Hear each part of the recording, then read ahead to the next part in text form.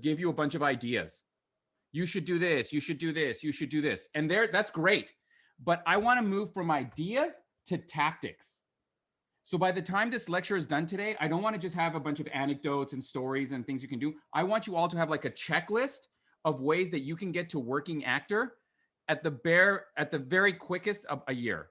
Chances are it'll be more than that, but at the bare minimum, you need a year. And this is starting from step 0 to step working actor. Okay. And by working actor, I mean someone who makes a portion of their living. It's almost impossible to make your full living as an actor. Very few of us get to do it, but a portion of your living from just being on a film or television set. And to that end, I will be speaking most of the time, but we do have Dan Wilmot, and I have a few other members of our meetup group called TAP. And if I might just pick on you guys on occasion to jump in and talk a little bit more. Now, that being said, just for the sake of bandwidth, I'm going to ask everyone right now to please turn off your cameras. Except for Dan Wilmot. Because Dan, you're right-hand man there from the basement in Saskatchewan. Make sure your sound is going. So my friends, here is what we are going to cover today. Boom. That's our website. If anybody wants to check us out or find out more about our other workshops or anything, you can go to the website. But here's the 3 things that essentially you need. When I was starting out as an actor, and I'm going to use myself, and Dan, you might jump in on occasion if you can, as the anecdote here. So when I first started getting into acting, I actually remember going to an agent who saw me for, like, I'm shocked that she saw me. Because she said to me, listen, you look great, you have a good look, but I need to see something. You got to have some stuff. You got to do some training. I need to see something. And that's all she would say. And I'm like, okay, but how? What do you mean? What is something? Get something for me. Get something on camera. I'm like, what does that even mean? So here's the 3 things that you need to do to be an actor, to start doing right now. The first thing, and we're going to talk about how to do each one of these, is training. The second thing is experience. And the last thing is materials. Because every agent will want training and experience. But how do you get training and experience without an agent, right? So first, here's what we're all going to do. The first step in training is you have to audit. You have to find out what acting classes are around you, and you have to audit. And then you have to attend several different acting schools because there's no one right one. Every city has like 4 or 5 acting schools. My mentality was certainly there's 1 or 2 that are more known than others, but train with everyone. So here's what I want everyone to do right now. In a moment, I would like everyone to share something with me in the chat. I want you to do the following search. Open up another window, everybody. I want everyone to open up another window, and I want you to do this search with me. Okay? I want you to put the city where you're at, or if you're in a smaller town, probably put the closest, biggest city close to you. Then acting school. Okay? I want you to all do that right now. Okay, I'm going to do it as well. And I'm going to do it for, can someone in the chat give me a city? Someone in the chat, just give me a random place. Come on, chat, don't let me down. Seattle, okay. The first one I got was Seattle. Okay, the first one I got was Seattle. So I'm going to share my screen, and this is what I would do. So the first step is I go Seattle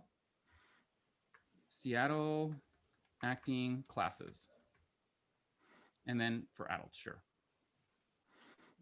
So here's what ends up happening. You will see a bunch of different acting schools here, right? Google will give you a bunch of different choices. How do you choose them? So here's what I do. I would take this list of you all of acting schools. All of them are going to have the ratings from their students, right? I would take each one of these. 1, 2, 3, 4, 5, 6. Let's just do, this one doesn't have any ratings. Let's do 7. And for each one, the first thing I would do was see where I could attend with my schedule. So if I go here on Freehold Theater and I went onto their website and I found like when their acting classes were, and they were always on Thursdays and Tuesdays, and I work Thursdays and Tuesdays, I just take that out of my list. Okay. Get about 4 or 5 acting schools, that are in your schedule to attend that you can go to. They're all going to be in the evening usually.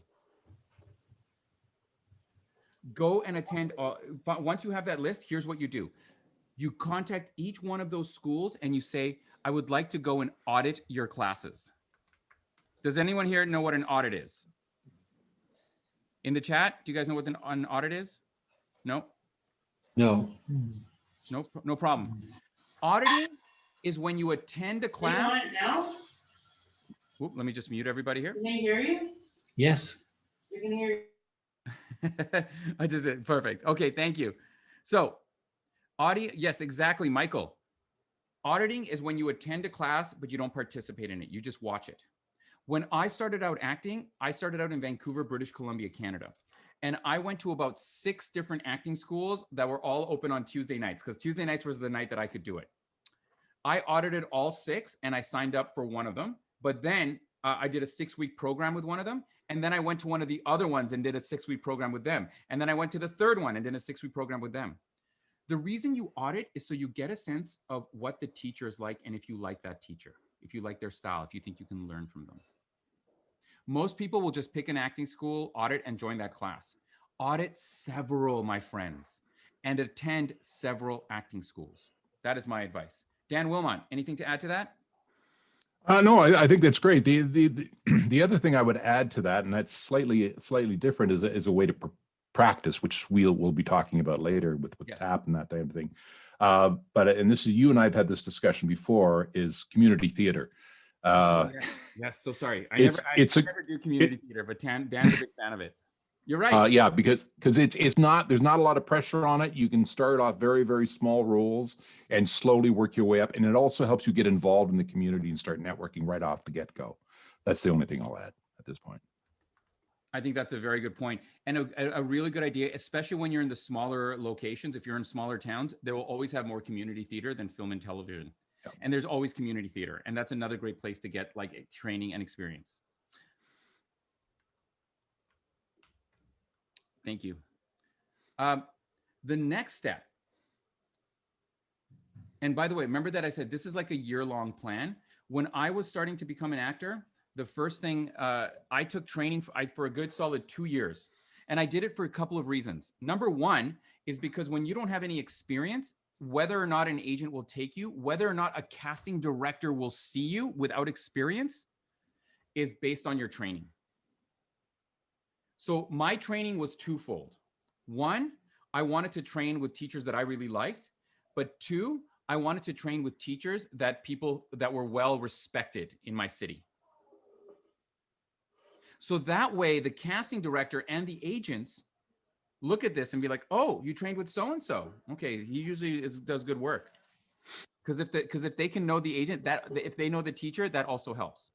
How do you find out which one of those teachers are after you do your search? Well, you join the Actors Place community, or you join any Facebook group that's acting and the city you live in, filmmaking and the city you live in. And you can do that right now. And I will share my screen and do that with you all, because this is what I would do. So everyone do this now so you have this in your history, okay? Look, so suppose I went to Facebook, okay? And I was living in Seattle, and I would go Seattle Acting or Seattle Actors.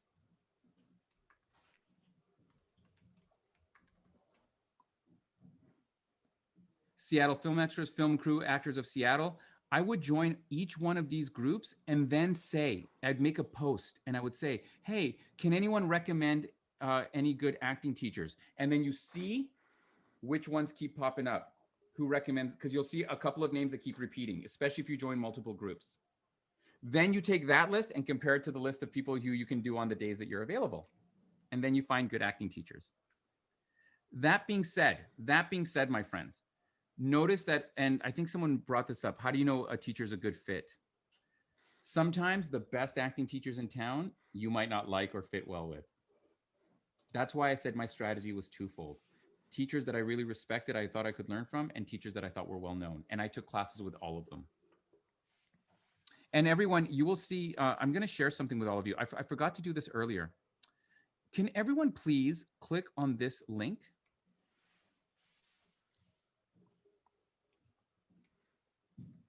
Right now? Can you all just please click on that link real quick? If you all go to that link right now, this is where I'd love you all to put your questions. Don't go just to question 1. Scroll all the way down. Put question, like make your own questions way at the bottom there. But if you have questions for me today or questions pop up, instead of putting them in the chat, because I might miss them with more comments, please put your questions here. And then we'll spend a little bit of time at the end, like probably the last half hour, going through all your questions. If that makes sense, everybody, can you all give me a little smiley face in the chat? If the link works and you know where we're good, we're good so far. Give me a little smiley face in the chat. And we got 50 people here, so let's get 50. I like to spread the love. I like to share the love. So yeah, there it is. Extra, look, I got extra love from a few of you. Thank you, my friends. Thank you. Excellent. So that's where you're going to put your questions. So here's what I did, and here's what you need to do. When I first started, I remember this. I took a 5-week training program at the William Davis Center, right? By the way, if any of you ever watched the X-Files, William Davis was Cancer Man. That's William Davis. And he had a big school in Vancouver. And it was a very well-respected school. You know who else went there? Lucy Lawless. So I went to that school. It was well-respected. I took 4 weeks with them, and then I took a 6-week program with them. How to act for film and television. Then I went to a studio called Studio on the Drive, which is another well-respected studio in Vancouver. And you know what I took? Scene study. I took their 5-week scene study, and then I took their acting for film and television. Then I went to a place called Austin Tuck, and I took his like advanced scene study. And I did this for a good 2 years, and I just trained and trained and trained and trained. Because no matter how natural you think you are, training will make you better, and it's also something to put on your resume. So, you know how to find a good teacher, right? We good to go with that. What do you do next? How do you get experience? Because you need an agent for experience, right?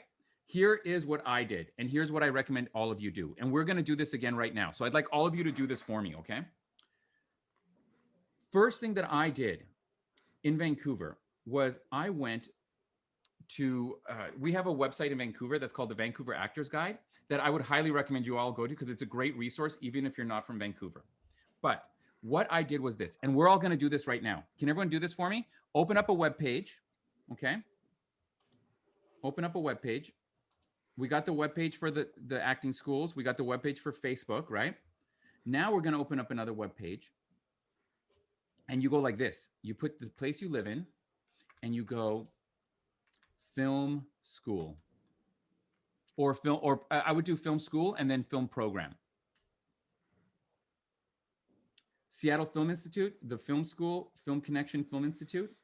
I would write each one of these. There's 4 schools in Seattle. 1, 2, 3, 4. Perfect. I would write each one of them. Like I would I would contact each one of them and I would say, how do your students find actors? That's the first thing I would do.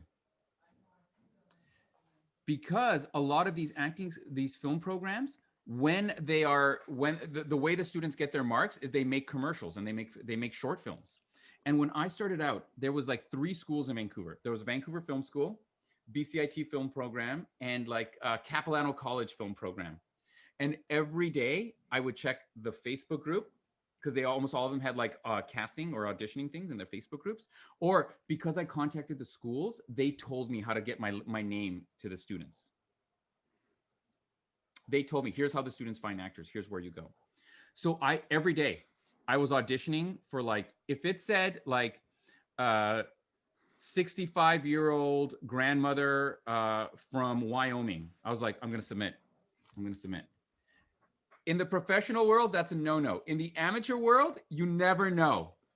Because I tell you, I submitted once, I will tell you this. I submitted once, I was 22 years old, and I submitted, they wanted 50-year-old Asian man security guard. I submitted, and they still saw me. Did I get the part? No, but I did get experience auditioning. And in that first 2 years, while I was taking acting classes, I was doing it twice a week. Every single day, I was either submitting or auditioning. And I remember it was one of the most exciting times of my life because I'd be like going to acting class. And then the next morning I'd go to BCIT where they were doing commercials in their studio. And I'd be like there for 5 hours doing like a Kodak commercial or a Trojan condom commercial. Did both of those. Then I'd meet that night and I'd study my script for the next class the next day. And then I submitted, and then I was in a short film on the weekend, and I was constantly doing those things. So for the full year, taking acting classes, and then finding every film program and submitting to every student film project I can. Either through their websites by contacting them, finding their Facebook groups. Let's do a little experiment right now, everyone. Can I show you all this? So suppose I go back to Facebook, okay? And I do this, Seattle Film School. I would join these Facebook groups, Seattle Film Collective. Let's see if the Facebook, I would try and find the actual like pages for the film school to see if they post auditions. Doesn't look like I have a lot of luck with this one. Seattle Film School. I'd have to probably put the exact name of the film school. But that's another option you could do, is try and find them on Facebook. Now, suppose you can't go to Facebook. What can you do then? You go to actorsaccess.com. There's the note there. Can everyone see it there? Actorsaccess.com. I'm already logged in, but creating an account on Actors Access is free. And what you will notice is there's a lot of things here in Actors Access. There's a lot of student and independent films that you can submit for. And the reason I'm choosing this one is because Actors Access is free, pretty much. And a lot of the times, especially for the student films, you will be able to submit without having to pay anything. And that's what it looks like. Hey, Mark Henry, here's the lead. Perfect. And that's another place you can go to. Now, Actors Access is like the main repository for film and television. And the way they make their money is that if you wanted to submit to this, you would have to pay. Like, I believe $5. And that or you pay like $70 or $80 a year. This is in Savannah, Georgia, by the way. But here's a little something that I do as a little workaround. And it doesn't always work, but it's just another way. I'm penny pinching. I'm a broke actor. I can't be dropping $5 for every audition, right? We're not seeing the Actors Access. Oh, you're not, Dan? No, I don't think other people. Yeah. Was no one able to see that? Oh, okay, hold on a second. Let me try sharing this again. Thank you. So sorry for that, gang. Can you see Actors Access right here? Dan? Yep, got it now. Perfect. So here's all I did. Signing up for Actors Access was free. I went to breakdowns, United States. Let's go Midwest. And here's all the things that you can submit for. Some of them are going to be students. Some of them are pilots. Some of them are commercial. Some of them are independent. But suppose I pick, let's say, bilingual spokesperson, commercial, Yancey Processor Tech. Sometimes what I will do to see if I can work around having to pay to submit, like if you want to get serious about acting, you are eventually going to have to pay. And we'll talk about that in the last section for materials. But at the very least, you can do something like this. I find this person's name and I try and find them on Facebook to see if they have a casting kind of Facebook, or I go to their website and I contact them directly to see if I can submit. Sometimes they'll respond, sometimes they won't. But that's a quick little workaround if you don't want to pay. That's why I say going to student films and going on Facebook is always going to be free, but this is the third option. And if you become a working actor, your agent will ask you, will definitely be using Actors Access, and they'll be submitting on your behalf, and you won't have to pay for that. So just in the chat, is everyone okay? Understand everything so far? Do you understand how to find a good acting program and how to like check them out? And do you understand how to find some independent and student films? And let me just give it to me in the chat. Any questions, please put in the doc and we'll address them afterward. Dan, anything to add about trying to find experience?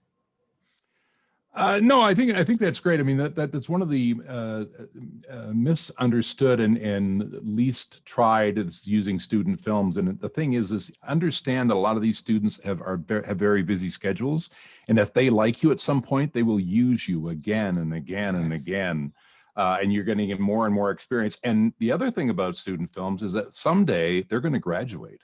And they're going to be making commercials and TV shows and films. And if you get to be on their roster early on, you become their roster later on. Because one thing in this industry does like to do is work with people they like to work with. So they create a team. And the sooner you get on their team, student films, the better. Yes, absolutely. And hold on a second. I was just going to share something. Actors Access is one of the ones. If you live in Canada, Casting Workbook is kind of a big one that you will have to join. It's about $150 a year. Casting workbooks in the States as well. Oh, is it good? Okay, Casting Workbook, you'll definitely have to join that. And then you'll also probably, like, especially for independent and student films, you can join Mandy.com. They make you pay for all your submissions too. I find Mandy.com has a lot that will take stuff that's already on Facebook and post it sometimes. So you can kind of find it without them, but that's another option you have. As a working actor, I have so my agent, because my agent has the agent's Actors Access, I don't have to pay to do my auditions. She sends me auditions and I do them. On Casting Workbook, I pay $160. It's $160 a year. So that It depends on what you have. I mean, Yeah. there's different aspects of it. So anywhere from about $95 up. Yeah, so I pay $160, I think, for some. I pay $160, and that's so that my agent can submit me. Jayana, can you put that in the Google Doc real quick? And I promise to address, if I don't address it in the next like 15 minutes, please let me know, okay? So we have our education and we have our experience. A year has gone by. A year has gone by. I got a resume. Boom. All these independent and student films. I got like 9 different acting programs I've taken. So it's kind of full, which is great. For each student and independent film, you ask for footage. You ask for a copy of the DVD. Most of them, my experience has always been good. My experience has always been good.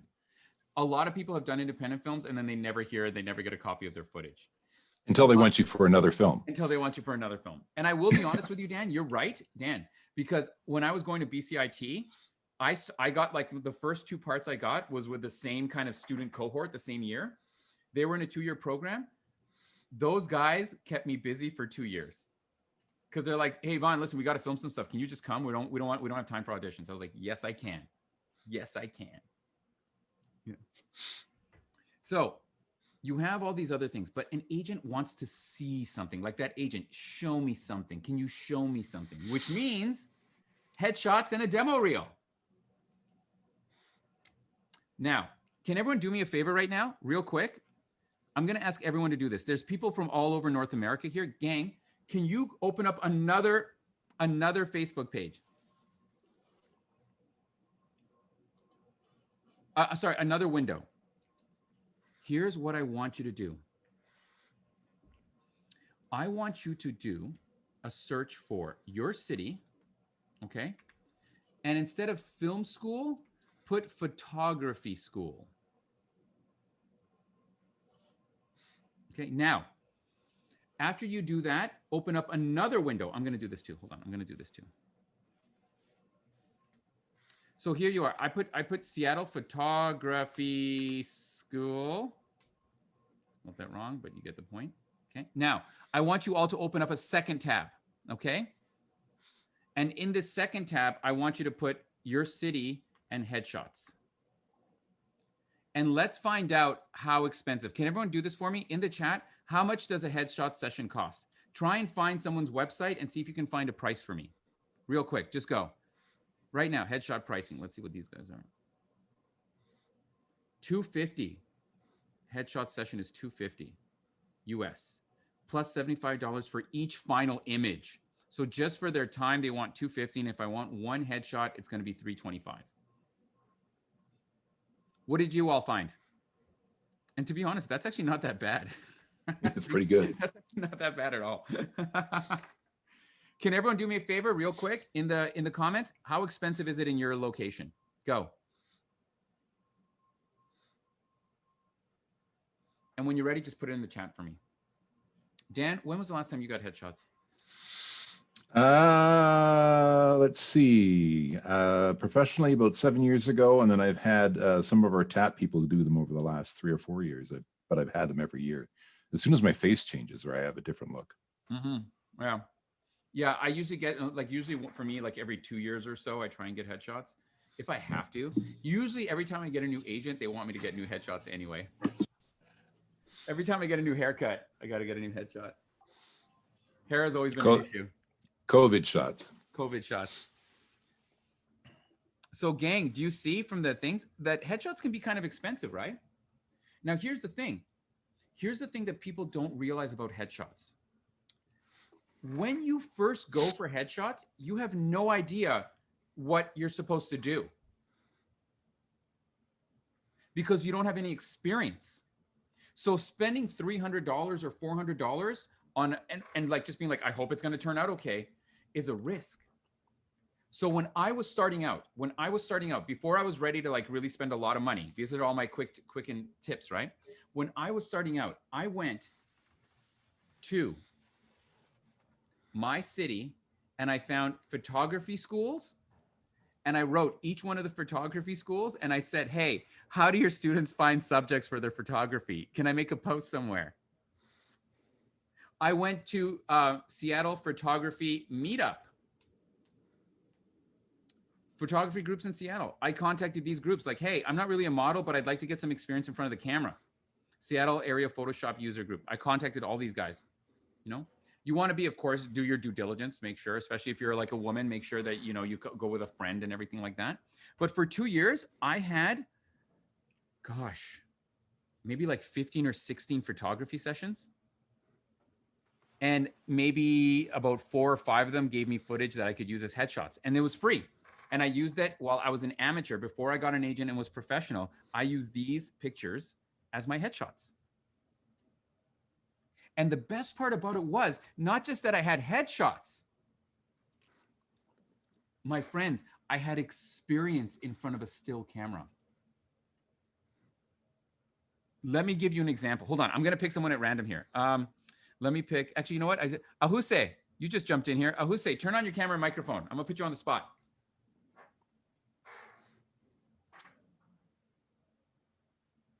Ahuse, are you there? Yeah, but I'm Hey. using my phone. Oh, you're using What's your up? phone? Okay, don't worry. Okay, okay, stand right there. As long as we got the love in the background, that's all that matters. Ahuse. He's got love on his wall. See that? Okay, so watch this. Okay, so Ahuse. Okay, this is what a headshot session looks like. Okay, just, oop, that's, okay, tip your head down a little bit, but arch your back. Too much? Arch? Oh, too much? Too much? Half as much? Okay, tip it down just a little bit more. Okay, just from now, bring your chin down. Okay, but look up. Okay, but look, now give me some like intensity in your eyes. Okay, but not a bit too serious, a bit too much. Okay, but bring your shoulder up a little bit. Like it's so much. Are you that's okay, relax now, relax now. Dude, if you that's like the kind of stuff they tell you in the headshot, and you're like, and they're like, it looks, I know it feels weird, but it looks good. If you don't have experience doing that, you are spending $400 and taking a risk. Yeah. So And you don't know if if you don't know if you're gonna connect with that photographer either. That's another big thing, because if you don't connect with that photographer, have you ever had shots done at Kmart or you know, whatever, there's places and they look horrible, it's because you didn't connect with the photographer. yeah. So that's key before you pay $400 or whatever it's going to be. Yeah, and in fact, a lot of the photographers that I've worked with, they always want to meet or chat in Yeah. advance. And I will tell you, I went to a photographer. Oh God, it was really negative experience actually.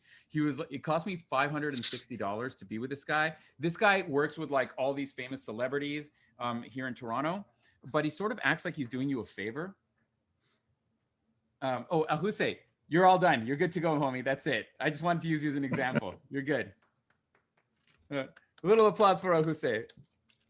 So I remember I sat down with him, and in our meeting, he seemed really arrogant, but I thought, oh, he's supposed to be really good. He's supposed to be really good. So I'll just go for it anyway. And it was one of the worst experiences I've ever had with a photographer. And I'll never, every time someone says I'm going to go to him, I'm like, don't.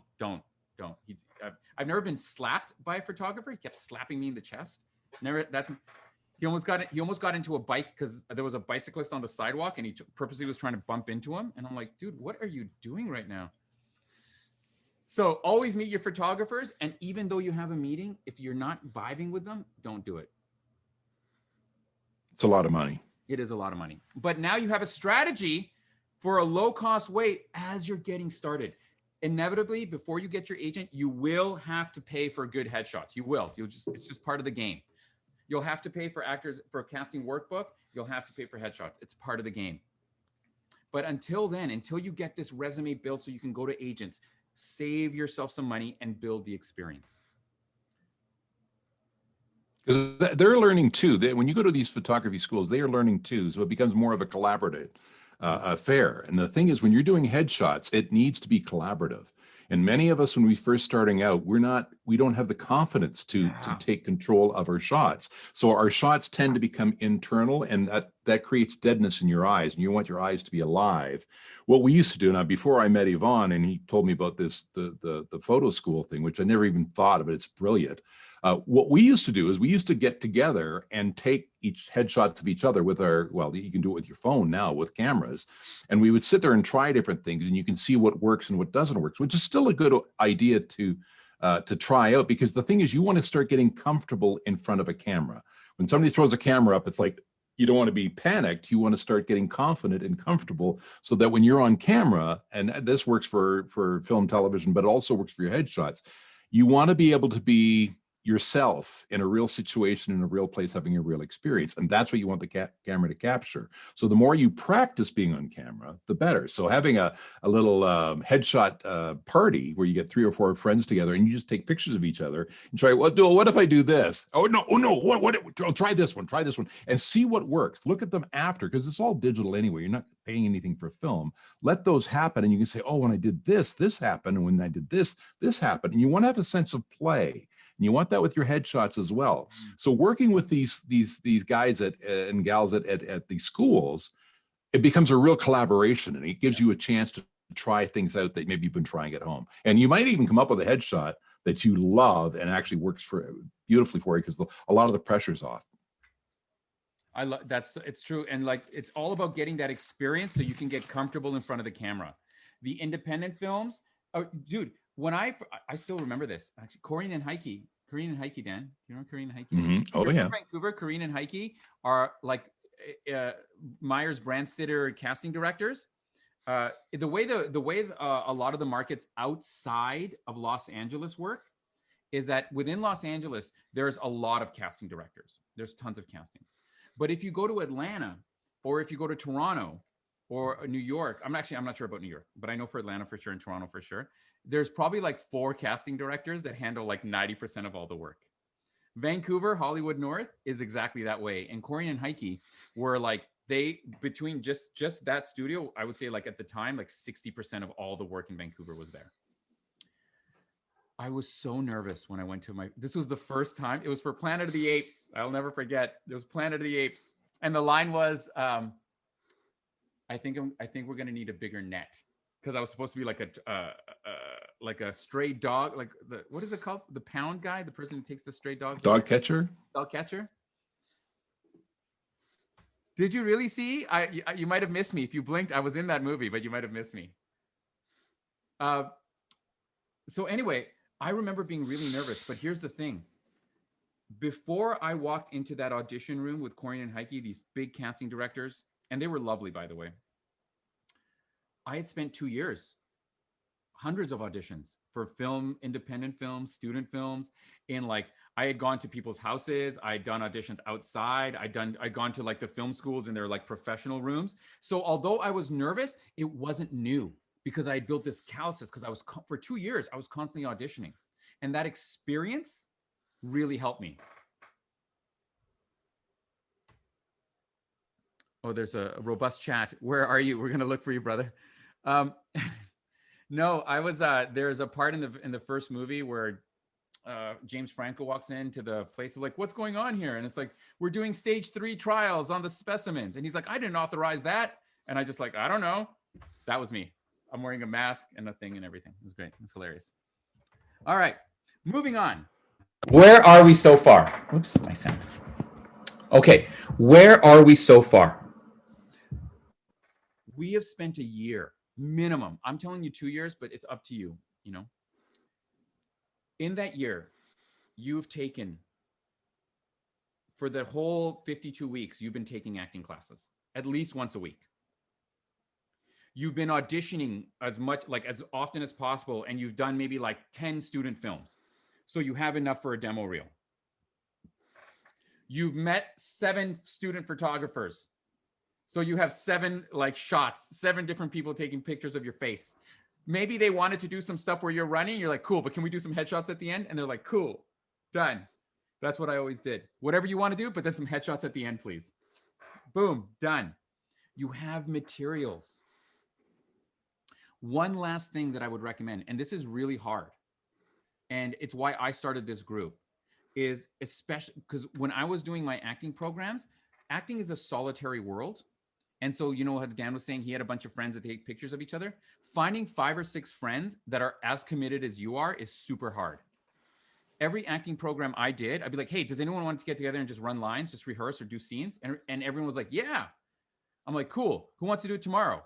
And everyone was busy except for one person. And right. And that's how it'll always work. So if you can find a community, right now, the Actors Place, everybody, theactorsplace.org. Elena, can you share our meetup page when you get a chance?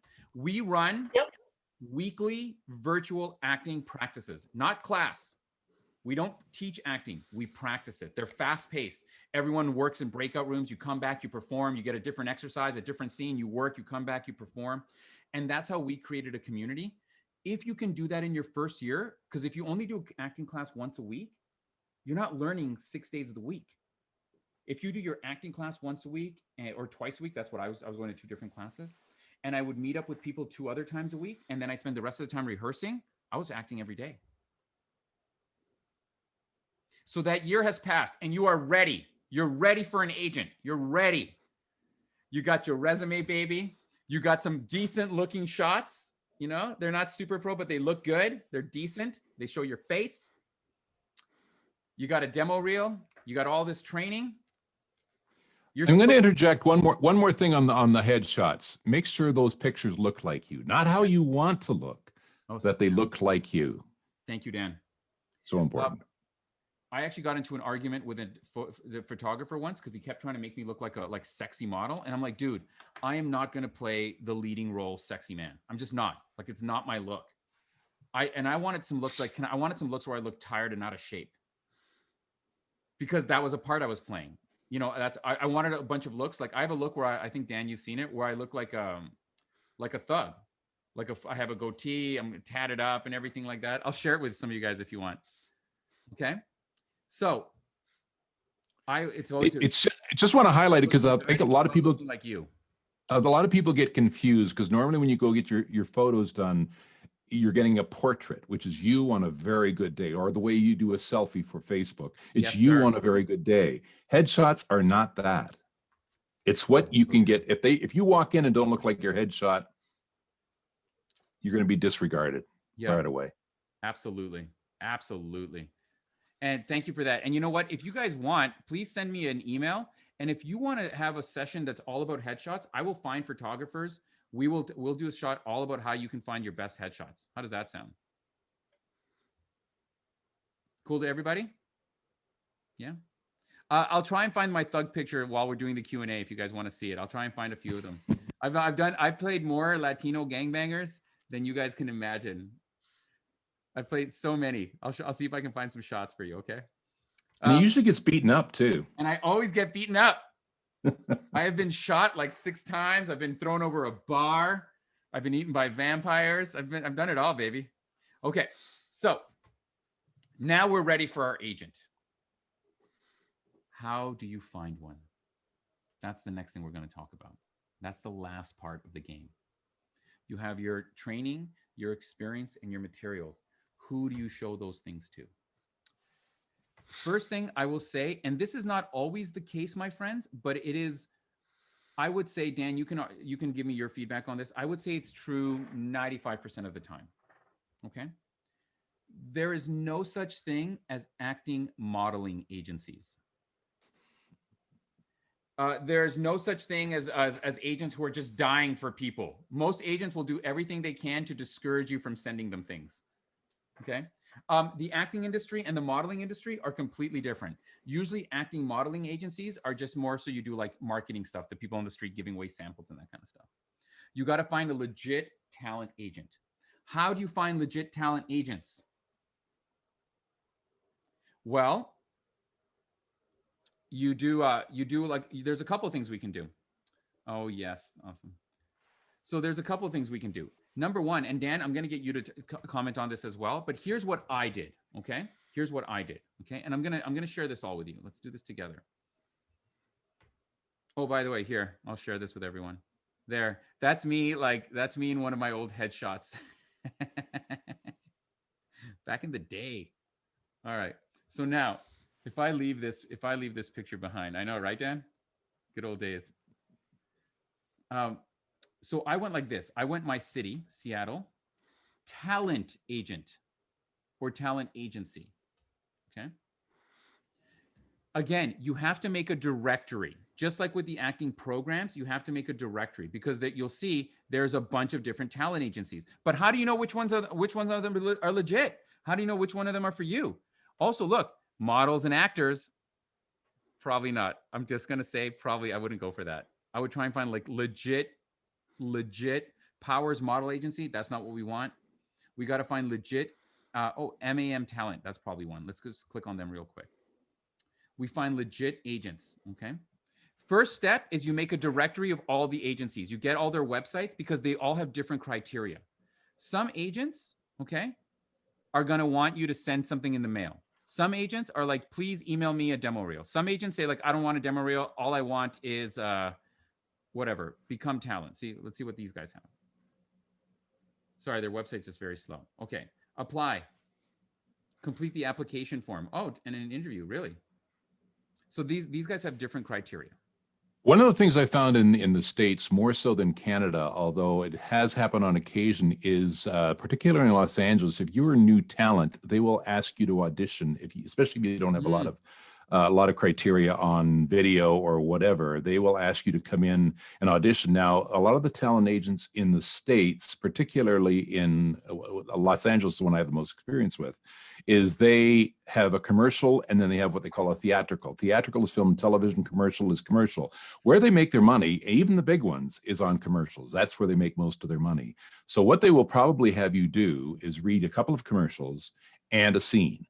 And if you look like, and if they like your look and looks like you're competent at what you're doing, that's enough to get you in the door for beginning. I don't find that as much in Canada, maybe in the smaller markets possibly, but I certainly don't find that in Toronto or Vancouver or Calgary.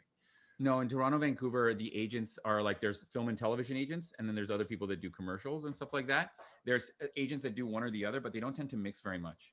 Well, they have departments that do commercials in like the big agencies here. They film and television, but they have a department that handles commercials. So this same will, idea. And this will be part of your research. So once you have this list of agencies, how do you know which ones to approach? See, most people, and for this, I'm actually going to put, I know we have a couple of other experienced actors in here right now. Like Lena, I see that you're there. Excuse me if I don't point everyone out, I'm just quickly scanning. But there's a few of you here that are part of TAP that already have agents. I would love for you to comment in the chat on ways you found agents. I'm giving you one strategy, but if you had others, please let me know. Please let everyone know. So once you have that list of agencies, here's what I did. The biggest agencies are always the ones we want, but they might not always be the best for you, right? So I found a list of like 20 agencies, right? And then I just went into the Facebook groups that I had joined and I said, hey, can anyone recommend any good acting agencies for beginner actors? Or what are the best talent agencies in this city? You know what I mean? And I got people to give me feedback. Then, and this was like, that wasn't all my criteria. So that was just one form of feedback. And I saw which names kept popping up and if they were on my list. Then I did something else. I went like this. I'm going to do an experiment. I can't remember what it's called, but there is an agency here. So I said United States, U.S. Talent Agent Association. Association of Talent Agents, ATA. Yeah, there we go. So I would go on this site in Canada. Let me share can you see my new tab, Dan? Yep. Okay.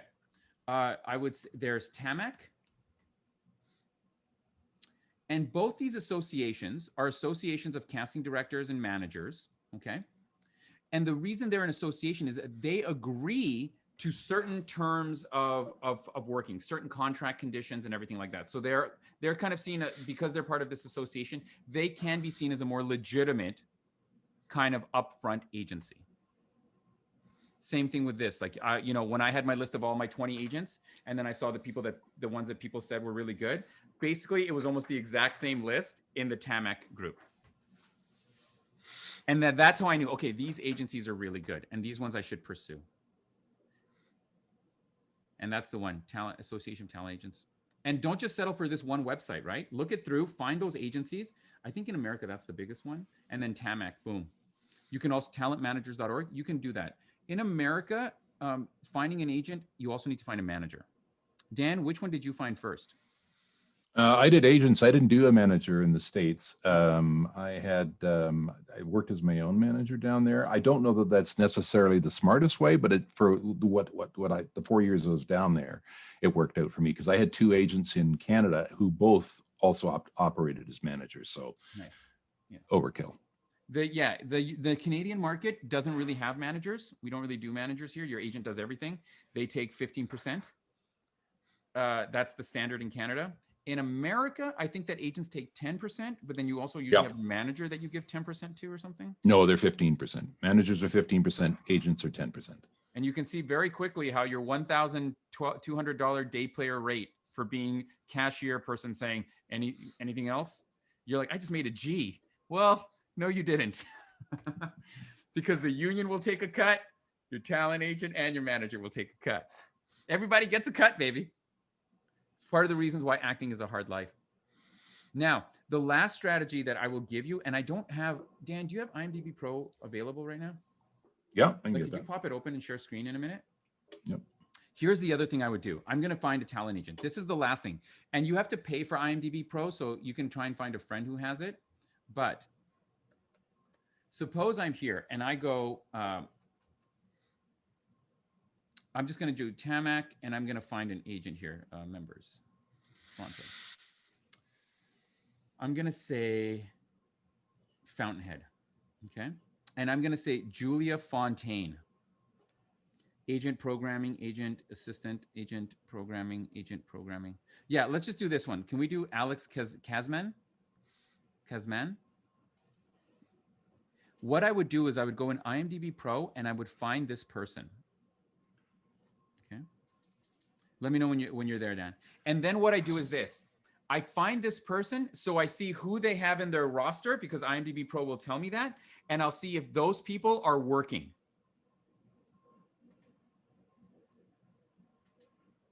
So suppose I go, I look on Alex Kazman's thing, and we'll see this in a minute. Let me know when you're ready, Dan.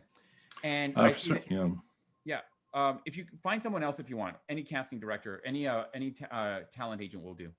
I'm just trying to get back into, for some reason, when you went on to yours, it bounced me out of mine. So I'm just trying to see if I can get back in. So I would look at Alex Kazman, and then I would say something. I would see all the people that she represents, and there's this person. I click on them. Oh my gosh, they've been in all these TV shows. Boom, go back. Click on another person. They've been in a lot of TV shows. So I know that talent agent has legitimate actors who book. And that's another way I can find out who is like a reputable, like effective, legitimate agent. If that makes sense to everybody, in the chat, if that makes sense, can you give me a thumbs up or a yes or a smiley face? And thank you, Sasha, for Sasha, UBCP license for UBCP. Oh, this is for BC. That's amazing, Sasha. Thank you for sharing that. And I really want to encourage, I want to say thank you to Christina and to Lena and to Simone for sharing your tips here.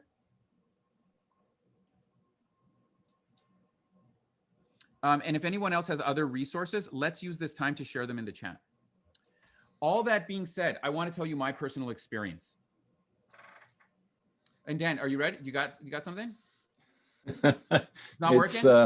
You have to keep in mind, I'm in a basement in Saskatchewan. Dan, don't even worry about it. Don't even worry about it. It's okay. It's okay. So listen, here's what happened to me, my friends. And this is why acting can be a tough industry. I spent 2 years fucking training. I was crying, getting emotionally raped in acting classes constantly, right? Learning technique for film and television, designing my looks, staying in shape, trying to meet up with people, just like spending 2 years doing nothing but just acting. I had a full, my resume was full, dude. All my skills, all my training, it was full, like a full page of stuff. Sent it out to, found like the top 20 agents. Sent it out to the first 10. No one wanted to talk to me. Sent it out to the next 10. Nobody wanted to talk to me. What I did is I sent out 5. I waited 2 weeks. Nothing. 5 more, waited 2 weeks. Nothing. 5 more, waited 2 weeks. Nothing. 5 more, waited 2 weeks. So 20 of my top 20, no one wanted to talk to me. No one wanted to see me or represent me. And that sucked, dude. That sucked. Like after 2 years, you know how much money I spent? 2 years? Oh, I forgot another acting tip. I'll give that to you in a minute about how to make money as an actor. So what did I do? I took another acting class. I waited 6 months and I tried again. But this time I did my top 30. And eventually I did end up finding an agent, which was great. The other, actually, I forgot to mention this, and this was underrated. For all of you that can possibly do this, while you are doing your acting classes, while you are doing your training, going to community college, while you're doing your independent films, become a background extra for cash. Become a background extra because you might be able to meet other actors and be like, hey, you want to collab? Hey, I have to do this thing for my acting class. Would you run lines with me? Like, it'll help you access a pool of people that might have similar interests. Become an extra, a background worker. The biggest thing with background is background, unlike other agencies, for a background agency, you can do the same thing, by the way. Find the same thing we did before, legit background agencies. What are your opinions on Facebook? And then go on IMDb Pro. They will make you pay up front, usually $100 or something, to be part of their agency. But that's a great way. Well, I was making money. I was working as a temp, and then I was working in background. Like anytime I wasn't working at an acting school or an independent film, I was probably in a background movie or TV show. And I got to meet a bunch of famous people, actually. It was kind of fun. Met Leonardo DiCaprio in The Aviator in Montreal. Boom, there you go. All right, so that's where we're at with us becoming actors and our 1-year plan. At this point, I have nothing really else to add. I was going to transition over to questions. Dan, any final thoughts before we go into questions? When you go into approach to agents, particularly, and it's getting harder and harder because we're so used to doing everything online now, and you can't really tell to look at me, but I'm a little bit older than Yvonne. But the one thing Dan that I did, 29 years old. exactly. This is what the acting world does. This is the stress. That's what it happens to you. That's what happens. But I put together a portfolio. I had the same kind of information. I had different headshots, different shots, and I had a resume built up, and I had it all put together in a very cool portfolio. And what I did was I walked around to the agents I wanted to go to. I knocked on the door, asked to meet them. And most times they have a receptionist or whatever, and they say, no, but you can drop off your package here. So I would drop off my package, and then 2 or 3 days later, I'd phone them up and I'd say, did you get the package? And they, more times than not, say no. I said, well, I left it off with the person at the front. But every once in a while, they'll be the one who actually takes it and said, oh, hey, let me have a look at it. And if you can put together a portfolio that looks professional, it doesn't matter what experience you have, but if it looks professional, they know that you're going to do work for yourself. It's not all up to them, because if they're only getting 10% or 15% in Canada, they're only theoretically doing 15% of the work. You need to do the work yourself. So if you go in there looking professional, and don't go in with an old t-shirt and go in there look, not a suit, but certainly looking like, hey, I'm a player, with a portfolio that's got your headshots and your resume and even just a brief note that's direct, addressed to that person. Don't have a form letter. If you're doing 10 different agents, 10 different letters. And just a quick one thing, I looked into some of the things you've done. I really think that you're amazing or whatever, and I really think I could learn from you. I think we could make a great team.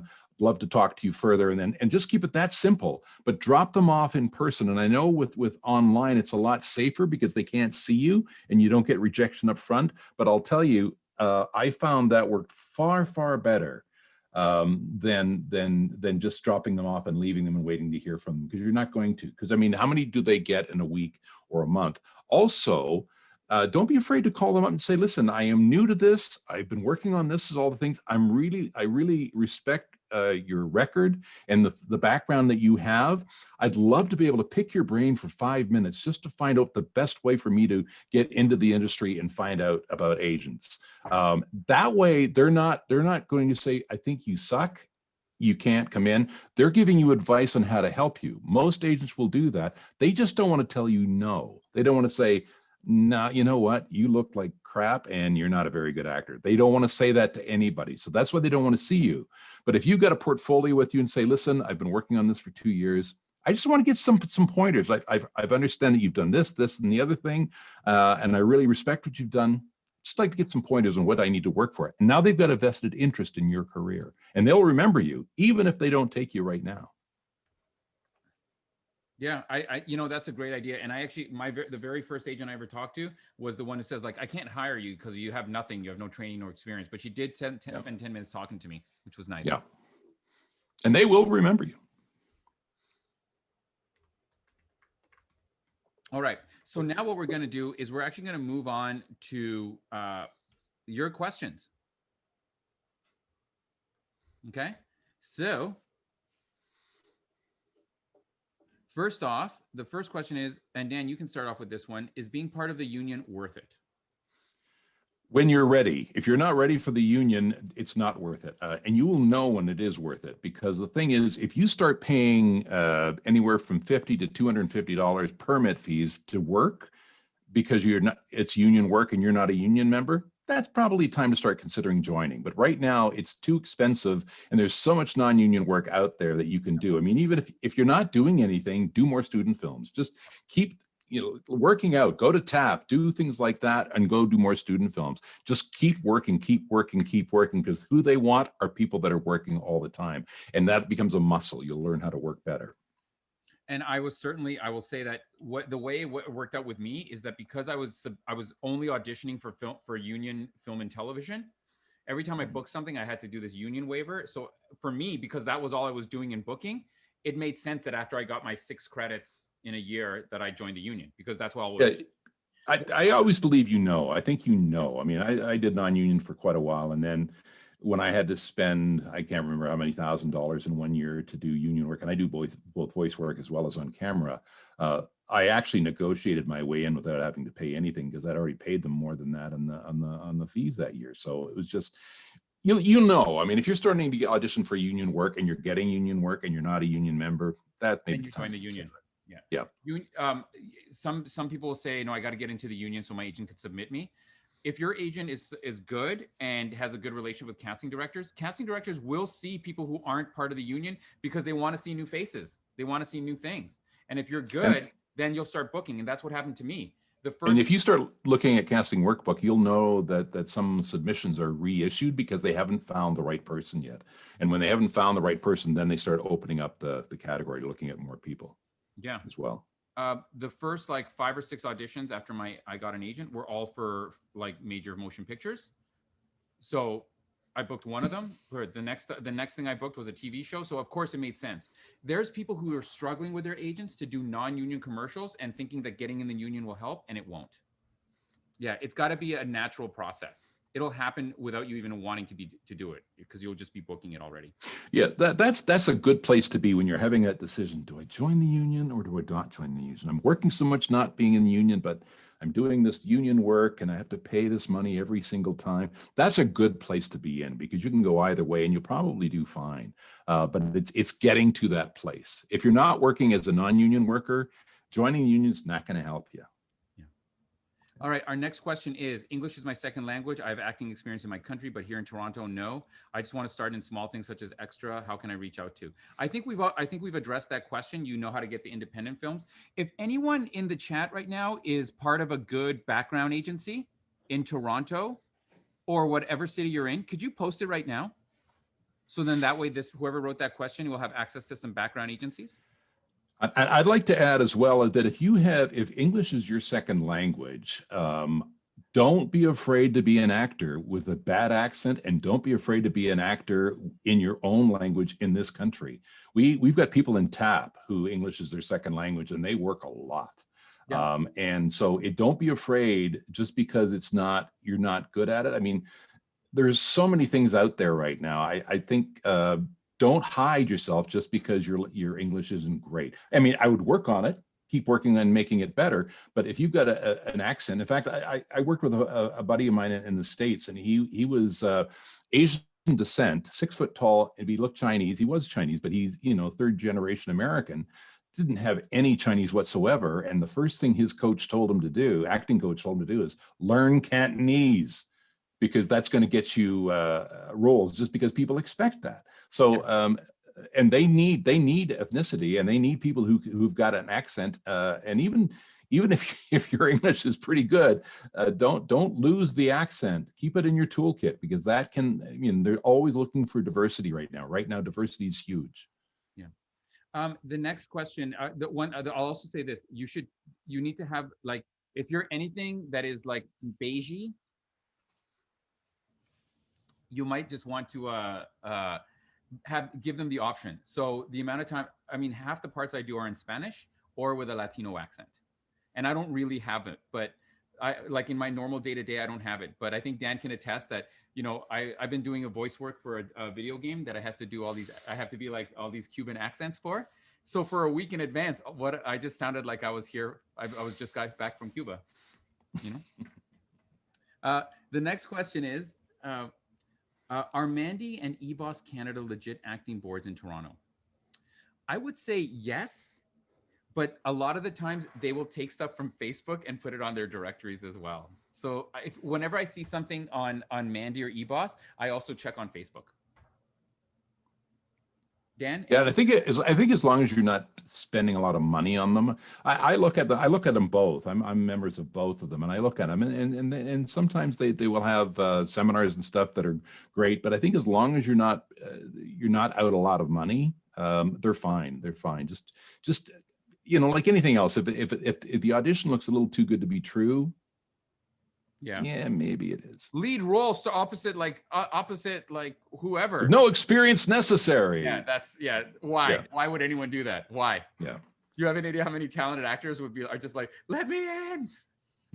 And we do. Yeah. On a random side note, Janina, you said in Montreal, Fédération Julie Breton. That's where I did my background work when I was going to Montreal. I used to live in Montreal.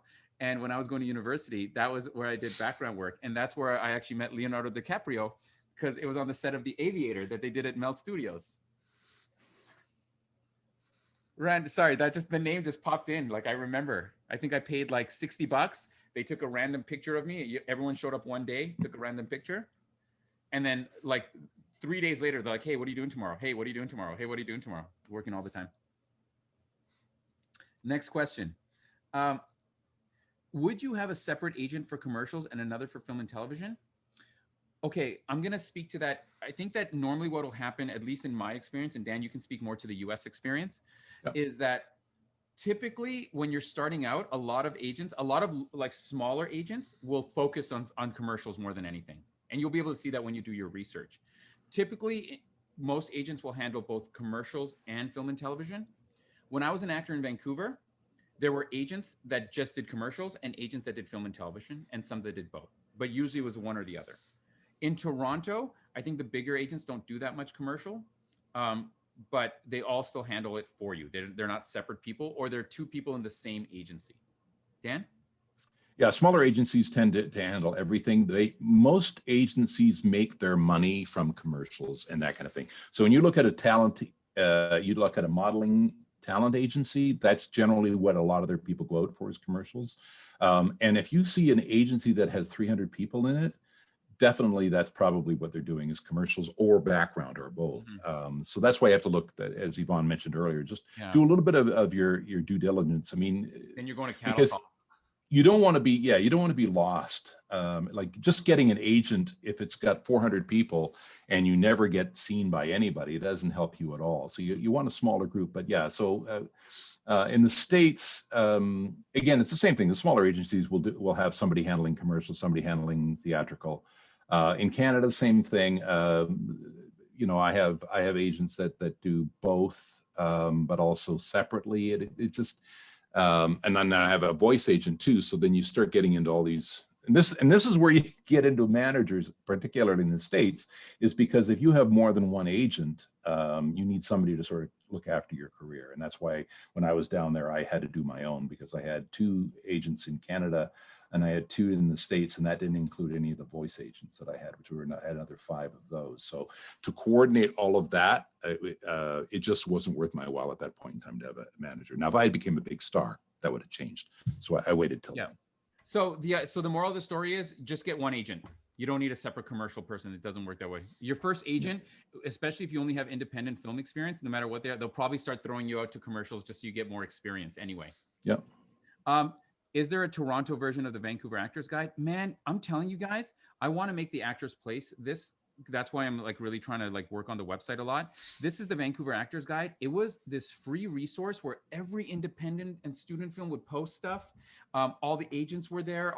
It was just the most, it's been around for like 20 years and it's a great resource. Even if you're not an actor, just for information, I would highly recommend it. There is nothing equivalent to it here in Toronto yet. I'm working on it.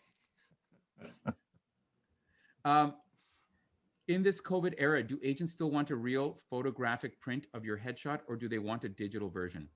Even before COVID, like when I first started about 10, 15 years ago, I was still bringing in my headshot and resume, and they were usually just saying, no, it's okay, we don't need them. Always have them as a backup. Even now, some casting directors will just put you on the test, like, did you bring your headshot? So I always have it with me. I usually have a little thing in my car, or I always have it in my backpack. But not most of the agencies nowadays will just be like, no, but they don't want to see it because it's just stuff that they throw away. In fact, that Tim Lays guy, he made me buy. He wouldn't give me digitals. I didn't even want physical copies. He says, I can't give you the digitals unless you buy physical copies. So I had to go and buy and I bought the bare minimum, like 25, and I still have them. And that was like 4 years ago. And I've used like 2 of them. Like I've never needed them. It's always been audio. Yeah, I'd have them there. The only problem with doing everything online now is that sometimes they're a little leery of getting a link or getting a file because of viruses and things like that. They are a little leery of it. So it's always doesn't hurt to have both, or have a link to your site where they can get to see your stuff easily. Usually once you give it to your agent, once you give your agent like a digital copy of your headshot and a copy of your resume, you'll never have to, they'll just do it all for you. They submit it all. And it'll all be posted on Actors Access and Casting Workbook anyway. How much free work should you do before asking for payment? Normally what happens is as actors, people will say this is a free gig or we'll pay you for it. Like when you go on Actors Access, they'll tell you budget or volunteer. You don't have a choice. When I was starting out, I was lucky enough that I got a couple of things that paid me like $100 or $20 or a ride in a hotel room, like just random things, but most of it was unpaid until you become like a professional. How important is it? What are the thoughts about doing film school online because of COVID lockdown? I think depending on the film school, to be honest with you, at TAP, I feel like we still do good work because we're going into rooms and everything. And training never ends, and how you get it. And the one great thing about COVID is now there is so much stuff online and you can get it. And the thing is, if you're taking a class, it's the same as Yvonne talked about before about auditing. If you're taking a class and it's not connecting with you, it doesn't matter if it's in person or online. If it's working for you, it's working for you. If it's not working for you, it's not working for you. And the thing is the way that those of us who coach as well as I mean, we still study ourselves to begin with, but basically we've taken what's worked for us with each of the different coaches throughout our careers, and that's how we've come up with how we perform as a performer, but also how we coach other performers to become performers. We've taken little bits and pieces. If it doesn't work for you, blow it off. If it does work for you, embrace it. I think another cool thing that you can do is now there's an opportunity for like some of us that I think there was someone in Tallahassee. Now you can start taking classes with a known LA acting teacher, can't you? And the classes are a little cheaper nowadays. I was looking at some there's a bunch of people that I know that are taking classes with LA coaches just so they can have like those coaches on their resume. There's a woman that does work with TAP with us that both Yvonne and I know quite well, Rosie, Yeah. and she has been studying with a coach in Los Angeles, in London, and in South Africa. Same class. The coach is anywhere in the world. So find what works for you. Just find what works for you and work it. The next question was in regards to resumes. You can make a resume. The traditional acting resumes are not like some of the more modern resumes. They're still very old school looking. If you go actor resume and Google, you'll find it. But I'm gonna, I'm a big about being transparent. So here's my resume, and that's it. So you see, it was my film work, my television. I have more than this, but over the years, like this is just like most of the more recent stuff. So film, television. I'm doing a video game right now. Oops, not supposed to be able to see that. Oops. The theater I've done recently. I've actually done a little bit more theater since then, but I haven't added it in. And then all my training, my most recent training, and then my skills. Very straightforward, easy. Make it on Canva. Make it on Word. Don't make it fancy. Keep in mind, you want it to be simple, easy to read, and what they're going to take away what they see in 3 seconds. So don't put too much junk on there, because if it's too hard to read, if they don't see it in 3 seconds, you're just going to get moved on to the next one. Yeah. So actually that one where like, what elements should you have in an acting resume? I think you just saw them there. And again, just go acting resume on Google and go to images, and you'll see a cajillion of them. How does one construct, I'm having a hard time getting my scenes from student filmmakers, so not able to compile a demo reel. And dude, I know there's some people complain about this, and there's nothing you can do except keep harassing them. Or I usually want to be there. Like if I like to be like, hey, can I just watch you guys edit? Like this is something that I didn't do that. I did this like once, but it wasn't for this reason. But I have had other people who've done this. They've gone like, hey, can I just be there? Can I watch how you guys edit? I just want to learn how to use the editing software. And then while they're editing, be like, oh, that's all I need. Can I just have that one clip? Can we just export it right now? I had a friend that did that, and it worked for them. I just saw something in the chat. Somebody had said, I just started acting school during. That during goes to COVID. the bottom of the question list.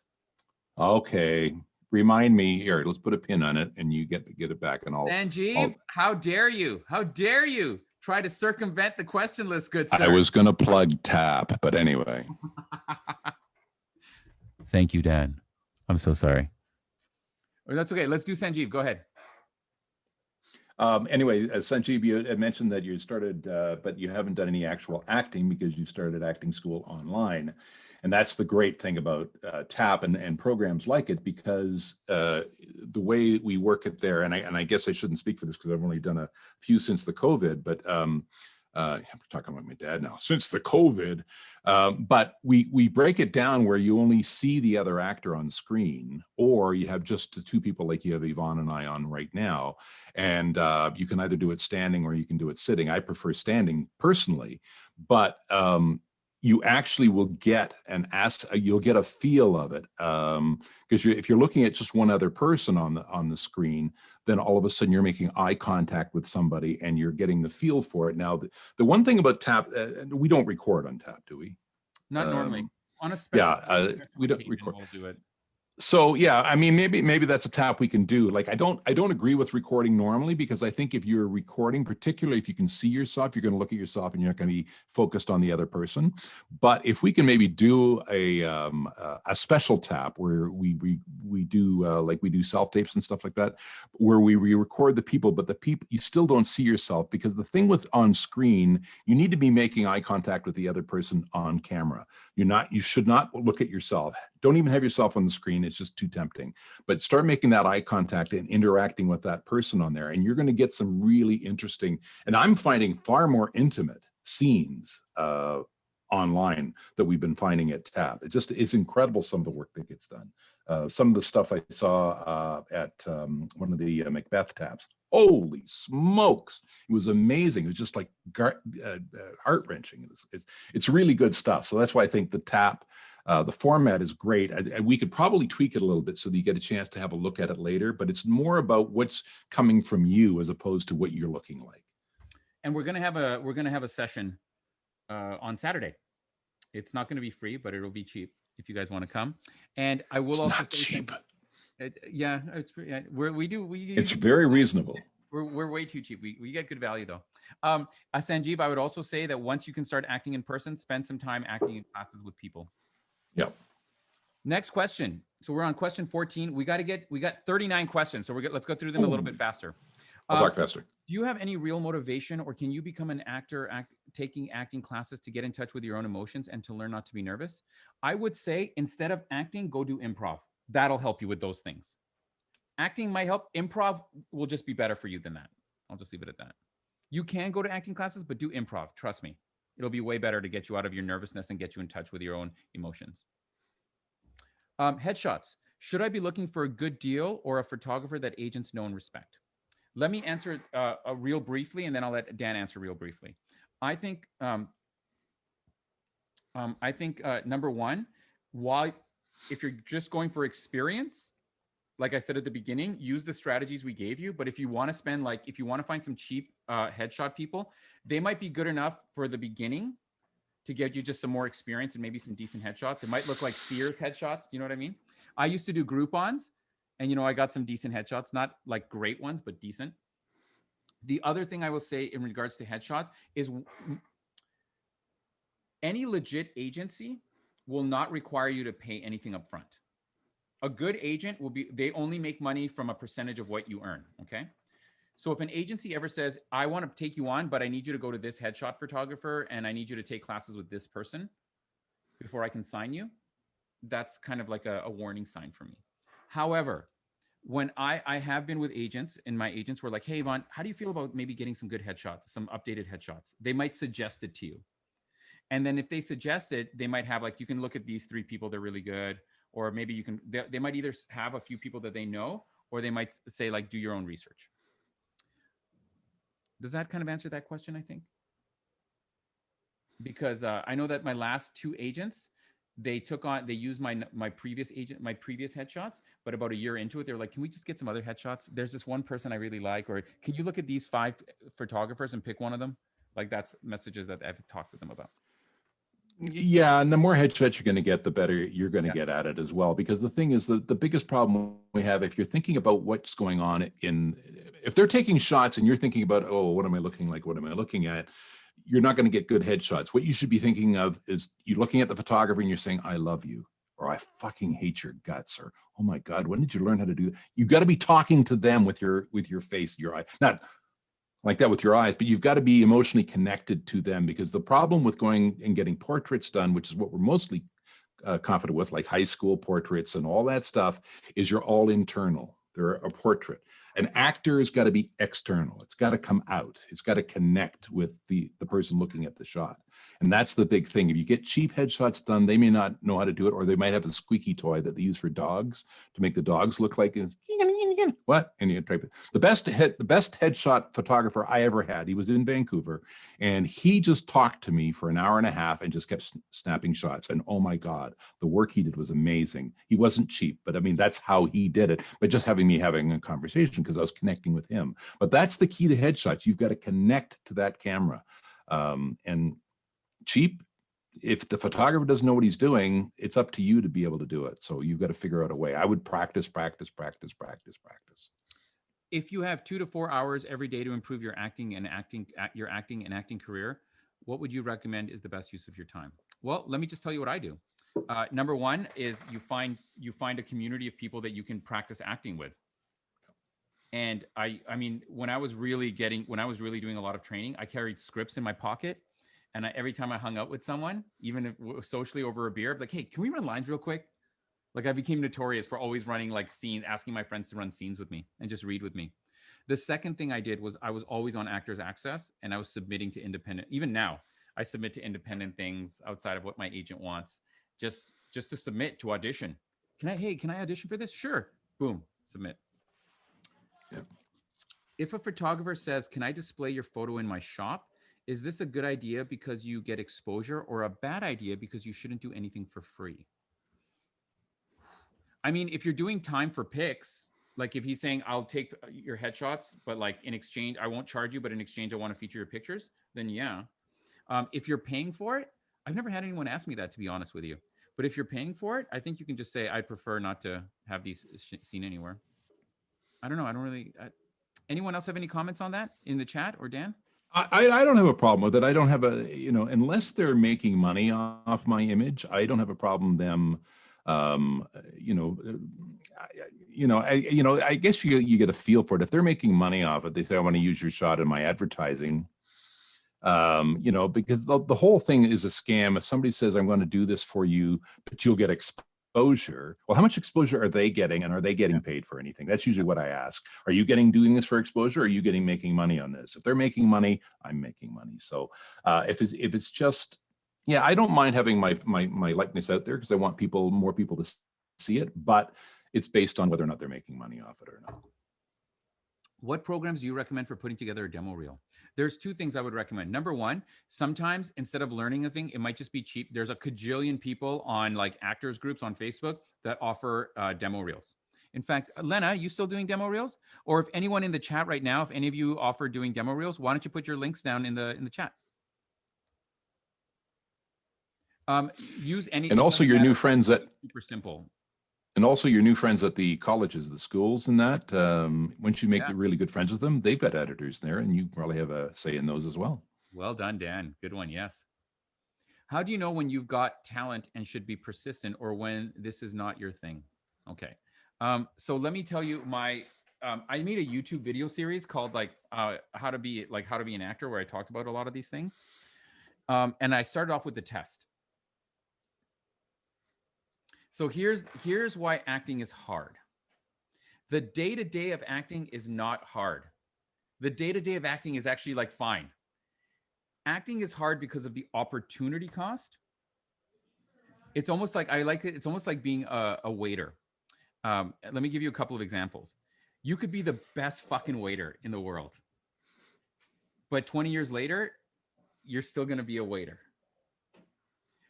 As an actor, there's an opportunity cost, because what ends up happening is, let's say you're an actor for like 10, 15 years and you're still like, listen, just because you got a guest star role or you were a series regular does not mean that you're not going to go back to one-liners. Does not mean that you're going to stop auditioning for like people who've seen you a million times and know exactly what you can do, but they still make you audition. So the hard part about being an actor is that you could be working for 10, 15, 20, 30 years. And it's not how you make all your money. It's very hard to make all your money as an actor. So you're doing all these other gigs. But then you look at your contemporaries, your other friends who have houses and careers and stability, sometimes. And you're like, well, I don't have any of those things. And that's when it can be a little hard. And that's where the sacrifice, I think, is for acting. Because I know myself, I could be much wealthier than I am. I would say that Dan and I are probably, I would say we're in the top 5%. Dan's a little, maybe Dan's in the top 3%, but I would say I'm in the top 5% of actors, because I work every year. Like I usually book 2, 3, or 4 things every year. And I've never made enough money to live on just from acting. Do you know what I mean? So it's not a matter of like talent. It tends to be a matter of pure perseverance, because a lot of times it's look first, then talent. Sometimes there's going to be times where you work all the time and then you don't work at all. Dan had a 3-year rule. Most people won't even take you seriously until after about 3 years in their market. Like most casting directors won't really start trusting that you're like a real legit actor until about 3 years in. Remember that, Dan? Oh yeah, no, I believe that in a lot of different areas. But I want to add one thing to it. Like, understand, acting is an art. It's like painting. It's like painting this picture. It's an art. You got to do it for the love of it. The one thing I caution, though, I mean, if you're going to work really hard at it, if you work at really something you really love, it's not going to be work. It's you having a great time, and if you don't have to depend on that to pay the bills, and that takes a lot of the pressure off. But the other thing too is work until you get tired, and then rest or take a vacation or have a snap or whatever. Don't work till you're discouraged, because then all of a sudden you become a better individual, and that's not what it's about. It's still an art, and it's you sharing from your heart, your art, and keep it in that realm. Like I worked in LA, I studied with people that were absolutely phenomenal, beautiful people, the most talented people I ever worked with, and I wondered, why are they not stars? And the reason being is they're making too much money at their survival job, and they were getting their rocks off, their art in class. We happened to be in a fantastic school called Beverly Hills Playhouse, and that was enough for them twice a week. 5 hours twice a week. That was enough for them for their art. And they were unbelievably talented, but they were making too much money in their survival. But they were perfectly happy. They're perfectly happy with that. So you have to take that. You can't, if your objective is to become a star, maybe acting alone isn't it. Maybe you have to do a little more of the Paris Hilton or Donald Trump thing, where you have to create a personality, a character. Yeah. But if you're just acting to become a star, understand that this is an art form. And if you're taking it as an artist, who knows what you can create, especially if you don't have these I have to be a star, or I have to make $1 million, or whatever it is. I'm just doing it for the art, because you'll be amazed what comes out of that. Incredible stuff. Dan is a big proponent of, like, if acting is something you really enjoy, but you're worried about your future, keep acting and keep it as the fun thing, the hobby, I will tell you this other fun, I talk about this, Northern Exposure was my first agency in Vancouver, and Lisa King was her name. And she represents a bunch of people. If I like, her roster is people you'd recognize, I was like the lowest person on her totem pole by far. And I remember, imagine like a 6 foot tall woman with huge hair, 4 inch stilettos, chain smoking. And she sits down, she brings me into her office, right? She's in a mansion in North Vancouver, West Vancouver, which is a very expensive part of town. And she's backlit. So the windows are all going like this. So she's just a silhouette. And I sit down and she's like, "So, you want to be an actor, huh? What are you going to do for money?" First question out of her. And if you said, like, "I just want to commit, I'm willing to sacrifice," she'd be like, "Get the fuck out of here." Because you always have to have another way to make money as an actor. Okay. Is there such a thing as too much training on your resume? What I was told they don't like people who jump around instructor to instructor. I mean, find the balance in what's right for you. So for example, with the William Davis Center, over the 2-year period, I took everything they did. So I had like 5 different programs from the William Davis Center, but there was nothing else I could learn there. So I went to the studio on the Drive and I did them for 6 months. So I don't think it's a big deal to have like a bunch of training. I think it just shows enthusiasm. But if it's only training, it might show that you're too safe. Like if you have like William Davis Center Beginner, William Davis Center Intermediate, William Davis Center Advanced, William Davis Center Film and Television, William Davis Center whatever, if it's all like this and you only did 1 student film, it shows you're scared. So make sure you have diversity. It's too easy to stay safe in class when everyone tells you you're good. How long should a demo reel be? About 1.5 minutes to 2 minutes max. How wide range of looks do you want to include? In terms of like your package that Dan was talking about?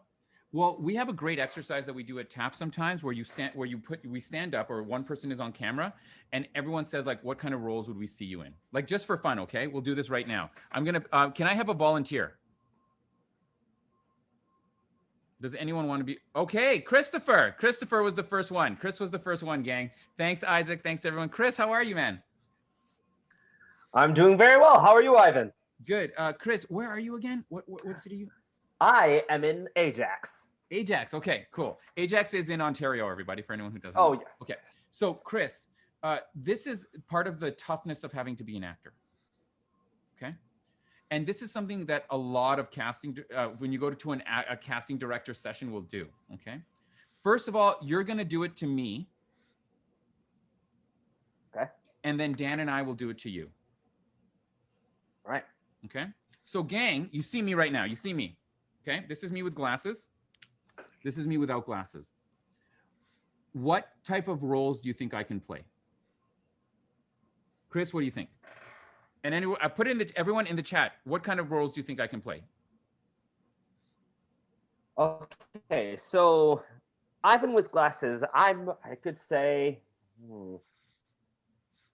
Now you see. Don't be afraid. Don't be afraid about hurting people's feelings. This is it. Yes. This is the whole about it. You've got to be very honest. Yeah, you see, right, Chris was trying to be nice. Okay, I see. Chris was trying to be nice. You can't look at these cold-blooded people in the chat. casino owner, Okay, there's my computer first hacker, serious drug example. dealer. Okay, so Stripper. I was gonna say, oh goodness, Ivan with glasses. I would say maybe a student, perhaps a professor, thinking maybe just rando on the street. Ivan without glasses, maybe something a little bit more authority, maybe a security guard, maybe a personal contractor, again thug, maybe a mercenary. Because I'm a thug. Sorry, I don't know if Nice you remember. I don't know boyfriend. if Who anyone put nice remembers that boyfriend song. down there? That was a mistake. Yeah. So you see exactly, and this is part of the discipline because I mean, our friend Thomas is amazing. He's such a good actor. He's also like 6'6", and whenever he tries to be nice to people and like make himself smaller, he always looks scary and creepy. And we were talking one day, and he's like, you know what? I realized that this is going to be one of my looks. That kind of like this guy looks like a child molester, rapist guy, and guess what?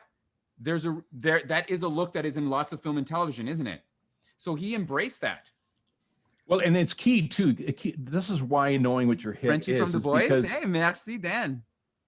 if you look like a serial killer or look like a child molester or something, and you don't embrace that, and you come to an audition, it doesn't hold true. It doesn't. Yeah. It doesn't hold true. And if it doesn't hold true, it's the same as a person who's beautiful. And a lot of people who are beautiful don't want to be beautiful. Brad Pitt's a great example. He tried for years to ugly himself up because he didn't want to be known as the beautiful guy. He wanted to be known as a serious actor. But so if you don't own what it is you bring, it's phony. It isn't right. And they say, there's something not right about this person. It's not true. So this is why it's important to know, what your hit is, like what people see you as, even before they know you. It's better because if you know that and you can embrace that, then you bring truth to the audition and the character.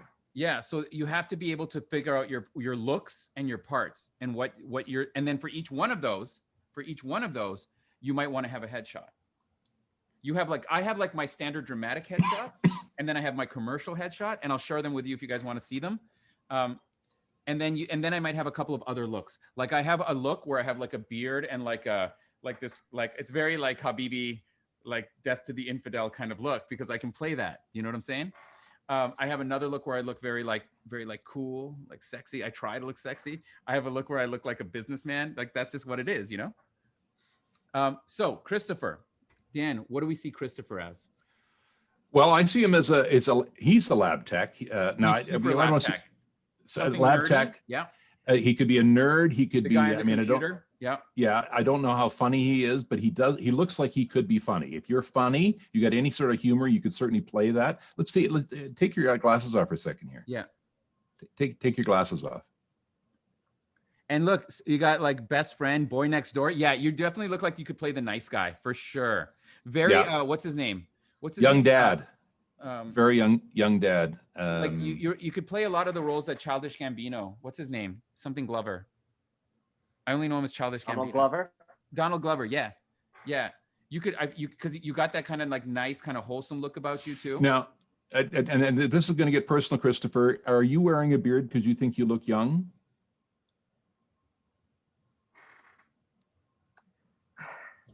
I've been told many times by my sister I kind of have a baby face whenever I shave. Okay, so. how old are you, Christopher? If you don't, and have one without.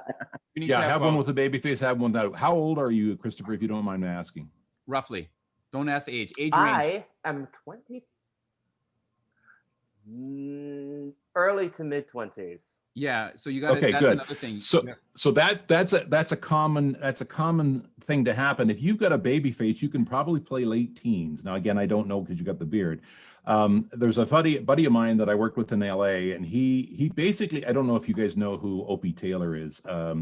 There's a show back in the 60s called Andy Griffith's Show or Mayberry or whatever, and it was Ron Howard. When Ron Howard was a little kid, he played Opie. Well, this guy was a friend of mine. He was in his early mid 20s, had graduated UCLA honors for Shakespearean acting.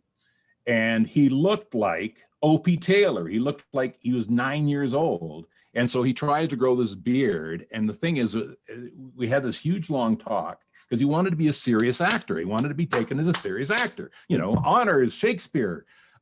He took that beard off and he started working nonstop. Brian Norris is his name. You can look him up. He's probably early mid 30s now, but he, when he took that beard off, he started playing college kids, high school kids, stuff like. He started working like crazy. So, as a man, we want to be taken seriously, so we try to put the facial hair on. Oh, look at me, because I look like I'm 10 without it too. But seriously, don't be afraid to at least try it. Try a shot without it, because the thing is that could be your moneymaker. And then once you have plenty of time to be old and gray later. But I was wondering, because you do have such a nice face, you could be the nice guy next door in high school or college. And all right, good. I'm going to jump in, Dan, because we're running low on Yep, time. Got a sorry. lot of questions. So I hope that helped answer that question. Always have a couple of looks. Have a clean shave as a man and another shave. As a woman, it's always nice to have one with a hair tied back and one with hair down. I think that's always a nice thing to have there. Diversity is key, and play your parts. I'm going to show you all just for funsies, okay? Hold on. Talking about this is just for funsies for the next question. So that's me for a TV show. Can you see that? That was one. Which one's you? That's right. This guy here is constantly he's in everything. He's such a good character actor. He's a big, heavy set. He's Latino looking, but he is a working actor. He's a character actor. He's a chameleon, just like me. That's what I try and be. This is me playing, like, you can see me right here, a little peasant farmer guy who just snuck across the country. So I'm playing a dad in that one. This is just a recent headshot thing that I took where I tried to find something that makes me look old and haggard. This is one of my commercial looks right now. So there's a chameleon there, right? And I have, like, when I have my agent, I have those photos. I have my main ones, but then I have these as options in case there's something specific she wants to submit me for, because these are things I could look like. Okay, next question. How important is networking with other actors? I think it's important to have a network of actors who are in the same field as you, because they motivate you. And it's good to have, like, a group of actors that you can be accountable to. I don't know if knowing lots of actors ever got me more work. Well, actually, that's not true, because our community TAP, we've made so many movies with each other, and those movies have gone on to win awards and that kind of stuff. So that really helped. I think that without TAP, I wouldn't be anywhere near as confident as an actor or have as much work as I've done. Dan, in just the 30 seconds, real quick. Well, as you know, I mean, I've got a group that I've been doing for the last 30 years called Admin, where we get together once a week, and it's actors, and it's basically accountability and support group, and I would not be able to do,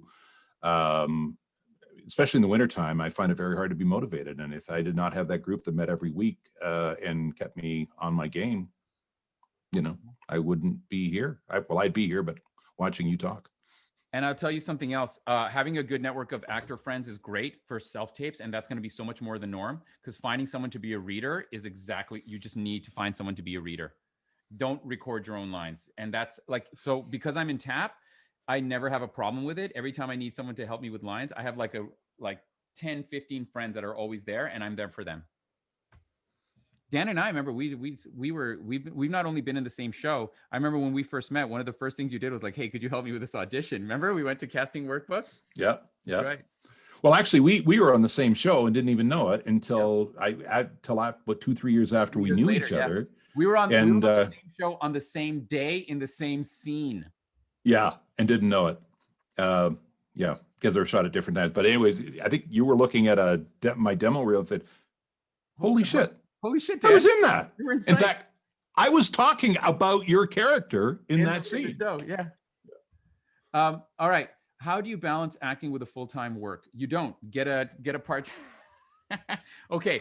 As a professional actor, all your auditions are going to be between like 10 a.m. and like 4 p.m. Monday to Friday.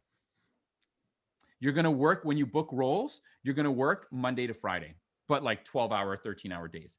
That is why so many actors have restaurant jobs or on-call work, because you have to stay available for, and this is when Dan was saying, if you like acting just for the joy of it instead of a career because you make good money, this is one of the reasons why it's hard to like choose, right? Because you have to keep your days open, and you might not know you're auditioning until the day before. And another great thing of COVID is we're now learning how to work from home, and that means your own hours. So that helps too. Yeah. I'm lucky in that I found another job that I really enjoy and brings me a lot of value and satisfaction that is very flexible, that I can juggle around my everything. But I'll tell you something, because of a miscommunication with an agent once, I booked a part that was like 5 days. It was a guest star on a TV show, and it happened to be on the 5 days that I was supposed to be in Vancouver for my other job. And it was like 3 weeks notice. And I called and I canceled my Vancouver jobs. And I can't believe my clients still kept me back. But yeah, that's That's when you need a manager. That's when you need a manager, yeah. Ideas for daily practice to improve your acting. Okay, just like things that I do on my own, even like just really half-assly. Bye, Dan. Yeah. So really, really half-assly, I will replicate performances that I'm watching on TV. So when I see someone do something like, all right, I literally will watch and be like, all right. And then I think, how would I play it? So that's a fun little useless acting exercise that I do. But then I have tap. So I always have like places to practice. And now with thing. online stuff. Sorry, Yeah. Dan, one more thing. I've been using a lot of this isolation time to do my own found footage films. So found like, like the Blair Witch or like Paranormal Activity. So I'm on my phone and I'm like, you guys aren't going to believe this. And I'm like, I'm pretending to do that things are happening. Yeah. And that's another quick little acting practice I have. You can do scenes on FaceTime. You can do scenes on, Zoom is free for 40 minutes. You can do, you can just get one other person and just throw lines back and forth. And try improv. Try doing improv online. I mean, who's going to know? How do we know which agencies will accept actors with less experience? You sort of don't. I think you just have to like reach out to agencies, and that's where going on IMDb can really help, because you can see agents that have like a bunch of younger actors or actors with less experience. What is the difference between an agent and a manager? Dan Wilmot.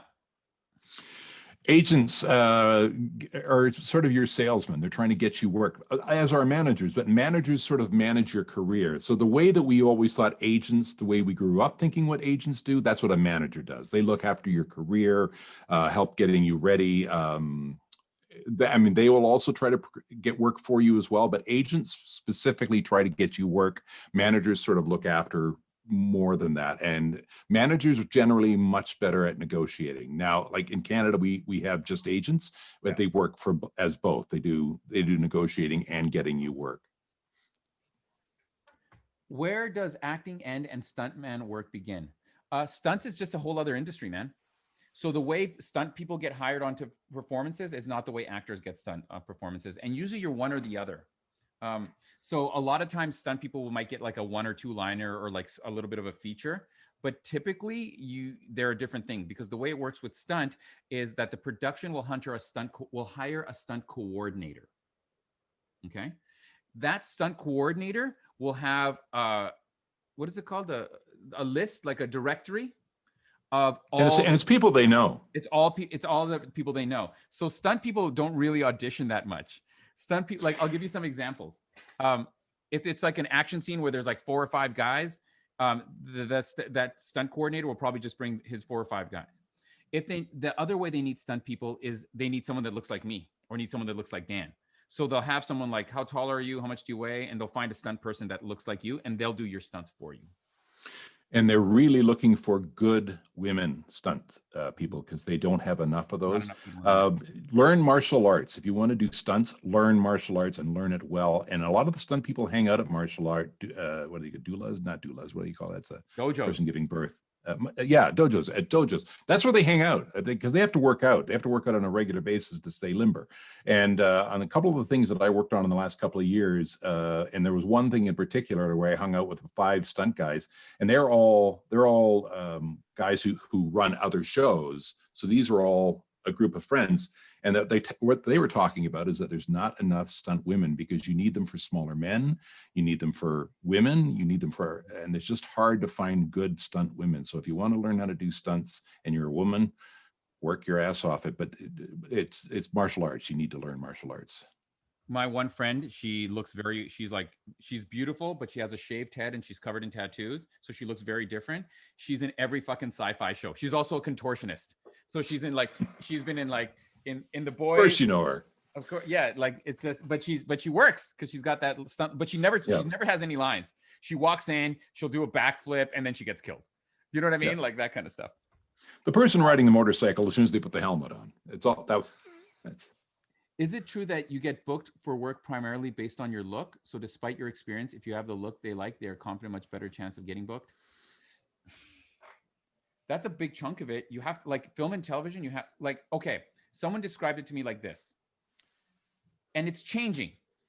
But if you look at Southern, like California, everyone in all the TV shows always looks like they're from Southern California, you know, to a large extent, unless you're playing a certain type. But again, that's look. We need someone that looks like a 50-year-old out of shape detective. That's a look. So are they gonna like see someone who's 21 with a six-pack for that part? No. That being said, it's changing because in Canada, like for Canadian shows, which are very little, but for Europe as well, and if you ever watch good European shows, you'll notice this, they go more on talent. You'll see the stars of shows and they all look like dads or moms, like 55-year-old moms, but they're amazing actors. That being said, I would say look is important. And I book most of us book based on look first and then talent. Yeah, and you'll hear this again and again. They know when you walk in the door, like you haven't even opened your mouth yet. They'll know that's the guy. That is the. I mean, and sometimes it's not like auditioning for a high school play where the best actor gets the job. It's you walk in the door and if that's the guy, there's so many to choose from. If you look like the part, and you're in. Yeah. It's because if there's like 4 people that look the part and only one of them can act, probably the one who can act is going to get it. Yeah.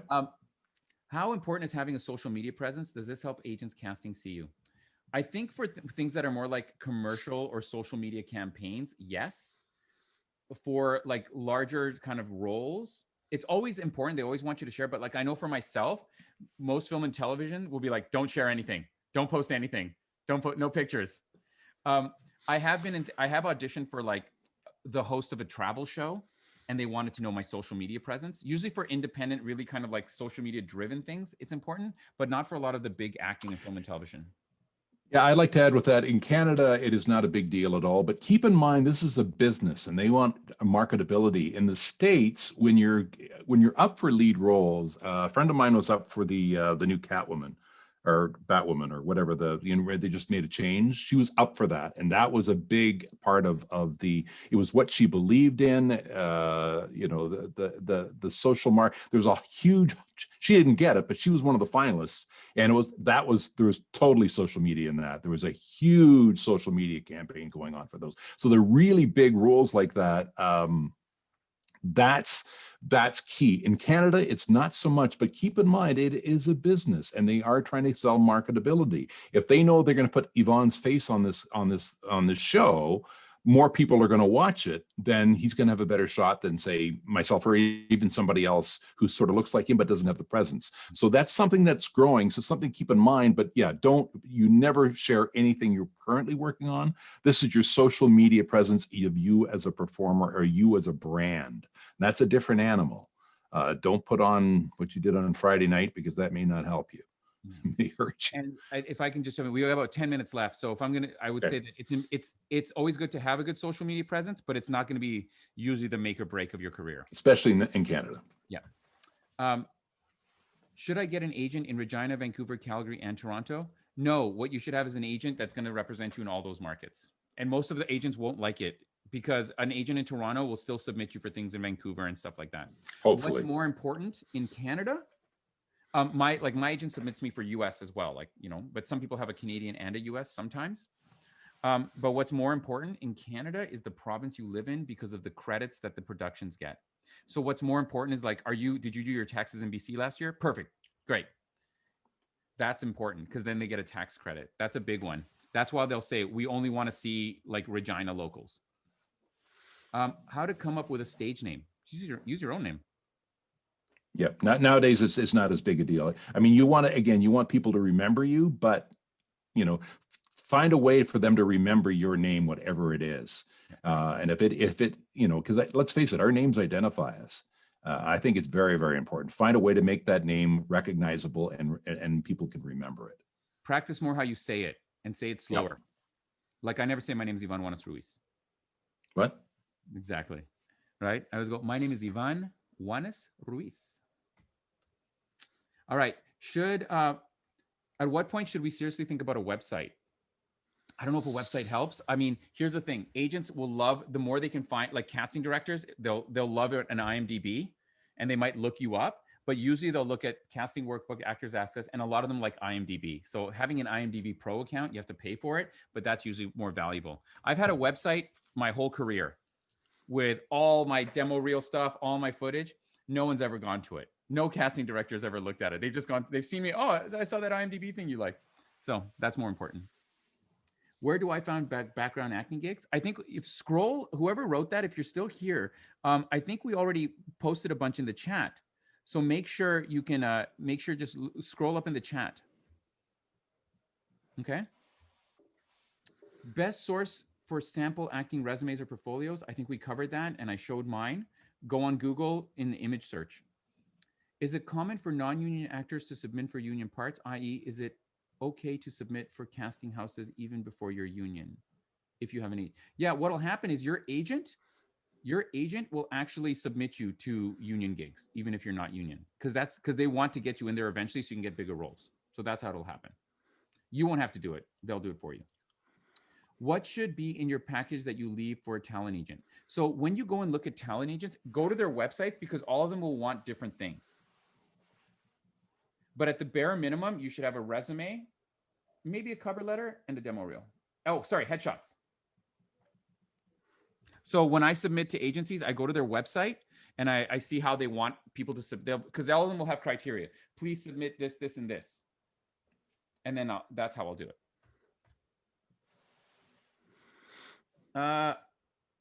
Is being able to do accents a must? Does it mean you have the ear to act?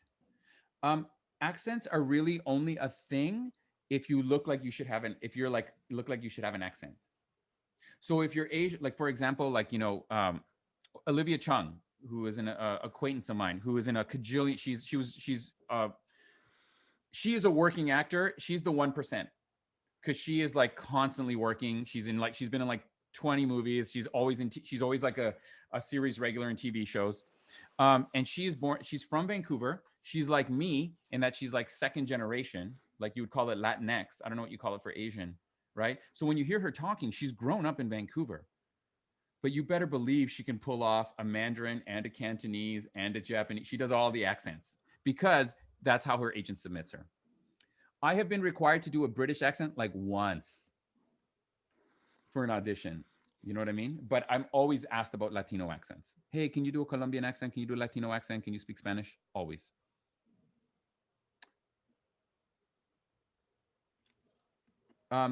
Being able to speak languages, though, put that in your resume if you can speak other languages, because sometimes that'll get you parts. My friend Alex Grigoriev, he got to be a series regular on the Americans because they needed someone who looked like they were like a teenager who spoke fluent English and Russian. So he auditioned while he was backpacking in Thailand. His girlfriend just held up the phone and he just spoke perfect Russian, and then he did the scene in perfect English. And they were like he told me this story because he lives near Toronto. My agent called me the next day. It's like, how fast can you get to LA? Because they wanted to see him right away. And then he booked it, and he's been killing it ever since. All right. We're on question 40 with 46 to go in 3 minutes. Let me read them all and we'll see if we can summarize them. Any tips to help find an agency with a singing division? I understand I'm allowed 2 agents because mine doesn't have vocal stuff. For singing, I don't know. Dan, you might have some advice on that. Think about that. Yeah, you do the same thing. You look them up, and some agencies, some of the larger ones, may have a singing department, but just you're going to have to search them out as you search out the different agencies, because some do not. So, like singing talent agent? Yeah, it's some do have a vocal because they also use them for jingles, and musicals, and so some do. And it's the same as theater. If you do theater, if you want to be a theater actor, some agencies have a theater department, some of them do not. So it's just a matter of searching them out for a Yeah. local department. I know that I have a couple of actors who are friends and singers, and their one agency represent them for all of it. But for their Mhm. music stuff, they kind of do it on their own anyway. How should I create? Should I create a professional email for acting stuff only? Sure, I had one. I had one that was just my first name and my last name initials, and I just made sure it forwarded to an email address that I check every day, so that way you won't miss anything. Yeah, if you're going to do it, check it, because that's how they're getting a hold of you. And I've heard this many times where they try to get a hold of somebody and they don't hear back for 4 days, and by then it's gone. Yeah. How do I do a demo reel for background work? You won't really need it. No one will ever want a demo reel for background work. They'll want to see some stuff where you're talking and interacting with other people. That's why you do the student independent films. And if you can't do that, you find a friend, you find a scene from a play that's like a minute long, and you record yourself doing it. If we had more time, I'd give you more tips on how to, like, oh yeah, well, we covered it in how to make a short film, actually, a lot of stuff there. And I will share the link with everyone. Make sure you sign up for our Facebook group, and I'll share it there. Elena, can you post the thing to the community page so everyone can sign up? And I'll share a link to the last session we did. Yeah, background work, you don't even put it on your resume. It's more just for money and experience. How important is it to network with writers? In fact, who is the most important set of people to know? I think that's hold on, let me read the other questions first. Dan, you think on that. I had someone send me 5 scenes, 3 scenes was one character, 2 scenes with the other character. I recorded and submitted 2 of the scenes, 1 scene for each character. Never had this happen before, and it was over the holidays, and I didn't want to bother anyone with a question during Christmas. I don't know what the question is, my friend. Please elaborate on the chat. Like, is that common, is the question? How do you look for a manager? The same way you look for the agents. In the US, I would say talent manager, find the list, go onto Facebook. Hey, has anyone heard of any of these managers? And then go into that the agency directory, because there's a talent managers. If you go to US talent agents, you'll see there's another one for talent managers. Oh, should I have submitted all 5 scenes? I had someone send me 5 scenes, 3 scenes with one character and 2 scenes with another character. I did one. So when they ask you, usually it's the independent and student films that will give you like a 20-page scene for your audition, unless it's a lead role. Do you know what I mean? And certainly they're going to look with a few minutes of it. Usually if they ask me to do all 5 scenes, I will do all 5 scenes, even though I know they probably won't look at them all, but I will do them all. I don't know. It may have hurt or helped you. I'm not sure. But usually if they say, can you please do all of these? Or I would write them an email saying, do you want all 8 scenes? Or do you want me to just to pick a few? I would have clarified as well. What do you need to work in the US? When should you apply for this work visa? Will you be able to access the recording of the session? Yes, I will share the recording of the session on our community page. So join our group. You can join it now. We'll make sure to accept you. I'm just going to say about the U.S. stuff. If you want to work in the U.S. sometime, and you're Canadian or any other citizen outside of the U.S., start saving anything with performance that has your name on it. Everything. Because when you finally, and I'm not going to tell you how to apply, but it's a long process, but you're going to need every little thing with performance. Even if you did a show when you were 7 years old that had your name on it, keep it. Keep everything, because you're going to need it when you apply. Yeah. And to be honest with you, there are 2 industries in this acting industries in the world. There's the industry that we are talking about, where you work in film and television and theater. And there's the industry that's meant to take money away from people that want to be actors. And I think that second industry is much bigger. And why I say that to you, why I say that to you, everybody, is that when you are thinking about moving to the States, there's a lot of gimmicks and scams to get you down there and to fake it. Yeah. Here's the thing. Think about it like this, everyone. Yes, the goal is to get to Los Angeles because that's where they book the leads for everything. Yes. If you are that is changing though. If you are an established actor with a good agent, I have been submitted to be like in the cast for major films. No, not all the time, but I still have those opportunities. So I still can get US work. But if you go to LA and you don't have a visa And instead of one of like 50,000 actors in Toronto, you're now one of like 300,000 actors in Los Angeles. Why would anyone see you? Do the work in your location first until you have a reason to go to America. Just like if you are auditioning for union work, then you have a reason to join the union. If you are getting a lot of auditions for American projects, then you will eventually have a reason to go there. Yes, I will make the recording available on the Facebook page. Mary, why don't you send me an email send me an email and I'll send you the links through our website. Elena, can you share our website page again? We have a contact page on the website that you can all contact us on. And I'm pretty good with answering questions if any of you have more questions. But it is 7:33, 6:33 in Saskatchewan, where Dan lives. Supper time. 4:33 in Los Angeles, where some of you are. So, my friends, we are going to be done for today. I want to say thank you all very much. Thank you all very much for coming. I hope you all got something out of it. I really appreciate it. If you have any questions, you can always reach out to us. Here's the website again. I'm going to share it with you all. Sorry, I forgot to share this with everyone before you all leave here. So we're going to have our first actual meetup practice this Saturday. One time only for new students. If anyone wants to come and check us out, come to our gym. You can use coupon code ACTING to get $10 off our drop-in, and you go to theactorsplace.org/what, Elena? What's the page? It's join us, or? If you go to the home page, there will be a button on the top that tells you where to go. Elena is my amazing colleague who does so much work. So thank you, Elena. You're amazing. And also, you can use this to access any session, not just the one for this Saturday, because it might be booked. Okay. You lost your audio, Yvonne. Oh, can you hear me? All right. Hear me? Yeah, now we can. Yep. You're back. Yeah. So check us out. You have all the details there. Thank you all for coming. We are officially done. So everyone, thank you all so much. Maybe give me a goodbye in the chat as you're leaving, or even better, turn your camera on and wave goodbye so I can see you all. And thank you all so much for coming, and we'll see you next time. Oh, sorry. Thursday, everyone, thank you all. Thursday, Dan Wilmot is going to be doing a whole session on how to become a voice actor. So if you guys want to come and check that out, Dan is going to be doing a whole session. Hello, everyone, on how to become a voice actor. I'm going to share that link with everyone before you leave. Thank you, everyone. Nice to see you all. Hello. Good to see everybody. Wow. All these beautiful people.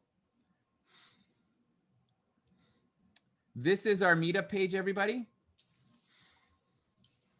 This is where you can RSVP to come to our next session tomorrow in case you found us on Facebook or something. That's where all our meetups are. You can join our meetup group. That's where we have all our virtual meetups. Thank you all. A bientôt. A tout à l'heure. Adios. Hasta luego. Thank you very much. See you later. Bye, everyone. Thank you for coming. Bye. Bye. Good to see you all. Appreciate what you did today. Hey, thanks, Sanjeev. Take it easy, man. Yeah.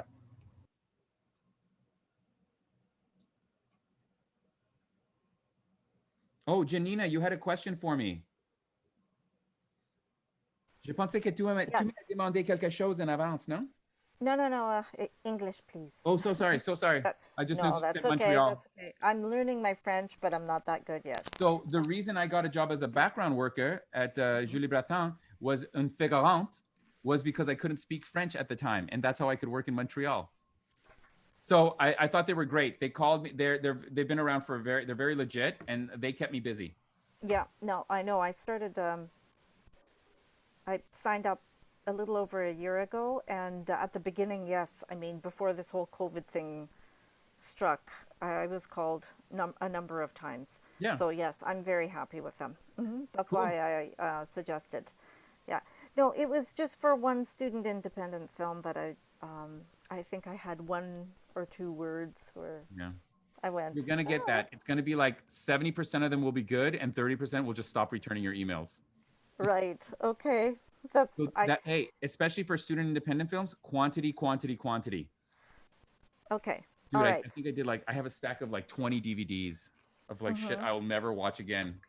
Oh, I have a question for you because my girlfriend who got me into this whole business, this side of it, she said, "Oh, you have to keep all the dates and the names of the films that you've been either background in." I've done more background than actual acting, so No one will really care about background. no. Okay, but the Do it for, ones that do it for yourself. I kept a yeah, list. no, I have for I have a list myself. of all the ones, but in terms of background, no one will care. Okay, good. But now I'm trying to rack my brains. Like, oh my gosh, what date was that? What year? When was Yeah, this? I wouldn't worry about it. And all Okay. the other stuff you do that has that you actually get a copy of will have dates on it. Okay. So this one. And as you get older, you won't remember them anyway. Yeah, I don't remember. Sometimes I look in IMDb and I was like, oh yeah, I was in that. Listen, Dan, I will see you on Thursday. But thank you very much. Is it Yvonne. Yvonne? Yeah, don't worry about it. Yeah, cool. Yvonne and Dan, thank you so much. It's been very informative. And as usual, I have this growing pile of information